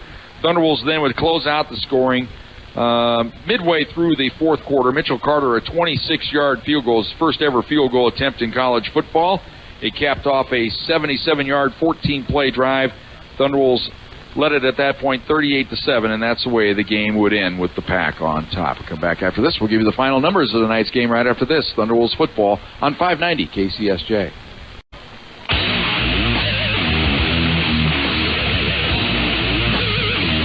Well, you just thought the drama was all over here at the Thunderbowl. We've had some more action here. We've had a proposal, and she said yes. Jay Atherton, the sophomore backup offensive lineman. He's on the depth chart. He's right behind Ty McCulley, so he's a play away from getting into the ball game to seeing some serious action. But he proposed to his girlfriend down here on the sideline just now, and she said yes. And they're continuing to hug it out. And fans or the players saluted him with the old "she said yes, she said yes." So another victory tonight for Jay Atherton, the backup left tackle for the Thunderwolves. So there you go. There's a lot of action. There's action before the game, during the rain delay, after the rain delay, and then after the game. It just keeps on going. Let's look at the final numbers for tonight's ball game. Thunderwolves win it 38-7. 23 first downs to the Ore Diggers 16. Thunderwolves had 237 yards on the ground on 37 carries. Ore Diggers with 94 on 31 carries. Thunderwolves had 228 net yards passing, 217 for School of Mines. Total offense tonight, Thunderwolves 465 yards, Orediggers with 311. Thunderwolves penalized tonight 10 times for 71 yards, Orediggers 7 times for 60 yards. Time of possession, Thunderwolves 33-41 to the Orediggers 26-19. Thunderwolves 9 of 15 on third down, the Orediggers 7 of 16. Thunderwolves 1 of 1 on fourth down, the Orediggers were 1 of 1 on fourth down. Thunderwolves were 5 for 5 tonight in the red zone. Orediggers were 1 for 2. Some of the individual numbers here. Michi tonight, 12 carries, 65 yards on the touchdown, plus that scintillating 33-yard touchdown run. Bernard McDonald, before the injury, 9 carries for 53 yards. It remains to be seen exactly what the injury was. It looked like it was a left shoulder. Hopefully it wasn't a separation, but they're hoping it was just maybe a stinger. A.J. Thompson ended up carrying the ball 3 times for 48 yards. Marche Denard had a good burst there late in the fourth quarter. 6 carries for 35 yards. For the Orediggers, Mayberry 25 for 72. Zach Guy, before getting injured, 3 carries for 21, including a 19-yard run on the first play from scrimmage. But at the end of that series, we ended up getting dinged up. He never returned. Bottlinger credited with 7 yards rushing on 2 carries. Edwards tonight, 13 of 19, 2 touchdowns, 152 yards. He was sacked twice. A.J. Thompson, 5 of 9, 76 yards, 2 touchdowns. Bottlinger, 17 of 32, 217 yards and a touchdown. He wasn't sacked tonight. O'Shea Washington, 4 for 25 and a touchdown. Amon Johnson, 3 for 53 and a touchdown. Michi, 3 for 34. He also had a touchdown grab in this ball game. Bernard McDonald, 2 for 58. Remember, early on in the ball game, he had a touchdown grab, but it was nullified. A long touchdown screen pass from about midfield, hauled on into the end zone, but a holding penalty nullified that. Oliver tonight, 9 of 42, probably the best player on the field tonight for the Orediggers. Hoff, 5 for 57. Manning, 1 for 5. Hoff had a touchdown, I should say. Odell, 1 for 6. Some of the defensive numbers tonight. Josh Croy led the team in tackles with 10. 4 of them were unassisted. Sizer had 7. Payer and Kuda. Well, they had Kuda with tackles. I'm not sure that may be on the punt return. I don't think Tanner had any tackles, but they got him credited with 4. He'll take them. Payer had 6. Cole Schmidt with 13, 7 of those unassisted. Mahan with 8. Bauer with 6. Mansfield with 6. Final score, Thunderwolves win it 38-7. We'll come back after this timeout. I'll tell you what else went on around the country. We segue into our coverage for next week. It all comes your way next. Thunderwolves football on 590 KCSJ. And welcome back one final time to the Thunderbowl. Thunderwolves win it 38-7 as they defeat the Orediggers. They're 1-0 now in conference play, 1-0 overall, of course. Some other scores of note tonight. Mesa defeated Western State. Highlands came from behind, knocked off Dixie State 23-22, and South Dakota Mines defeated William Jewell. Other scores in the conference tonight. On the big boy side of things, Ohio State, they were in trouble early, but they come back and defeat Indiana 49-21. Utah defeated North Dakota tonight 37-16. And let's see, any other ones worth mentioning here? Game's still going on right now on the Pac-12 network. Arizona State over New Mexico State 14-13. The other ones really aren't worth mentioning because they didn't play anybody. Broncos win tonight 30-2 in the final preseason test of the year. Everybody else in action, but those scores kind of meaningless. Brewers won tonight. If Rockies scoreboard watching, there was not a good night there for the Rockies as the Brewers win. The Diamondbacks won earlier today. So Rockies now a big 3-game series against the Diamondbacks starting tomorrow over on Fox Sports Pueblo. 6:30, so that'll be a 6:06 pregame show on Fox Sports Pueblo. Our next action of Thunderwolves football. First of all, I should tell you, we got the Car Pros John Riston show. That'll be next Wednesday, right across the street here from the Thunderbowl, right over at the Thunder Zone Pizza and Tap House. I'm going to go over there right after the game and tap one, I think, and regroup. Get ready for another week. It's going to be a nice weekend. ZZ Top tomorrow night in Pueblo. It's nice to have a Friday off. So we'll remind you of that. The John Riston show, 6 o'clock. 6:01:30 to be exact. If you're really into exacting things there, we'll be there. The Car Pros John Riston show from the Thunder Zone Pizza and Tap House. We do it each and every Wednesday night from here on out. Hope you can join us for that. Our next action of Thunderwolves football will be a week from Saturdays. We make the trip. It'll be the first of our 3-state gauntlet in 3 straight weeks. We'll be in Texas next week. We'll be in Canyon, Texas, about 20 miles south of Amarillo, on the campus of West Texas A&M University. Hunter Hughes, of course, the new head coach for West Texas A&M. It'll be a 5 o'clock kickoff, our time, on the radio over on Fox Sports Pueblo, as we'll be there from here on out here for Thunderwolves football. It'll be a 4:30 pregame show. Join Joe Cervi along with myself for the call of that ball game. Special thanks here tonight. Charles Hurley doing all of our running around, getting us our scores and information that we need. He does all of our graphics you see over on the Jim Brooks fan page. See him a lot on the Csu-Pueblo Thunderwolf site as well. We thank Charlie for all the hard work he does there for us. Also, my partner is Joe Cervi from the Pueblo Chiefy, busily writing his article. Look forward to reading that tomorrow. Not sure. Will you have a notes column tomorrow? Not time. The notes column will come out on Saturday and Sunday, of course, for Thunderwolves. Follow the Thunderwolves all season long on the Pueblo Chieftain with Joe Cervi, my partner. Dax Larson is the sports information director here at Csu-Pueblo. Assistant athletic director is his actual head. Sean Pooley is his assistant. Joe Fold is the athletic director. And we thank him. We also thank Haley Sue Robinson for all her help throughout the week, along with Rachel Morris. John Riston, of course, doing our interview and helping us out. We'll talk to him on Wednesday night, get his take on this ball game as well. Caitlin Norton's our producer and engineer of Thunderwolves football. Nick Donovan is the operation manager. I'm Jim Brooks, reminding you of one final time here tonight. Thunderwolves win it 38-7 as they defeat the Orediggers. It's a great start to the 2017 campaign. Until we talk to you next Wednesday night from over at the Thunder Zone, this is Jim Brooks bidding you good night on 590 KCSJ.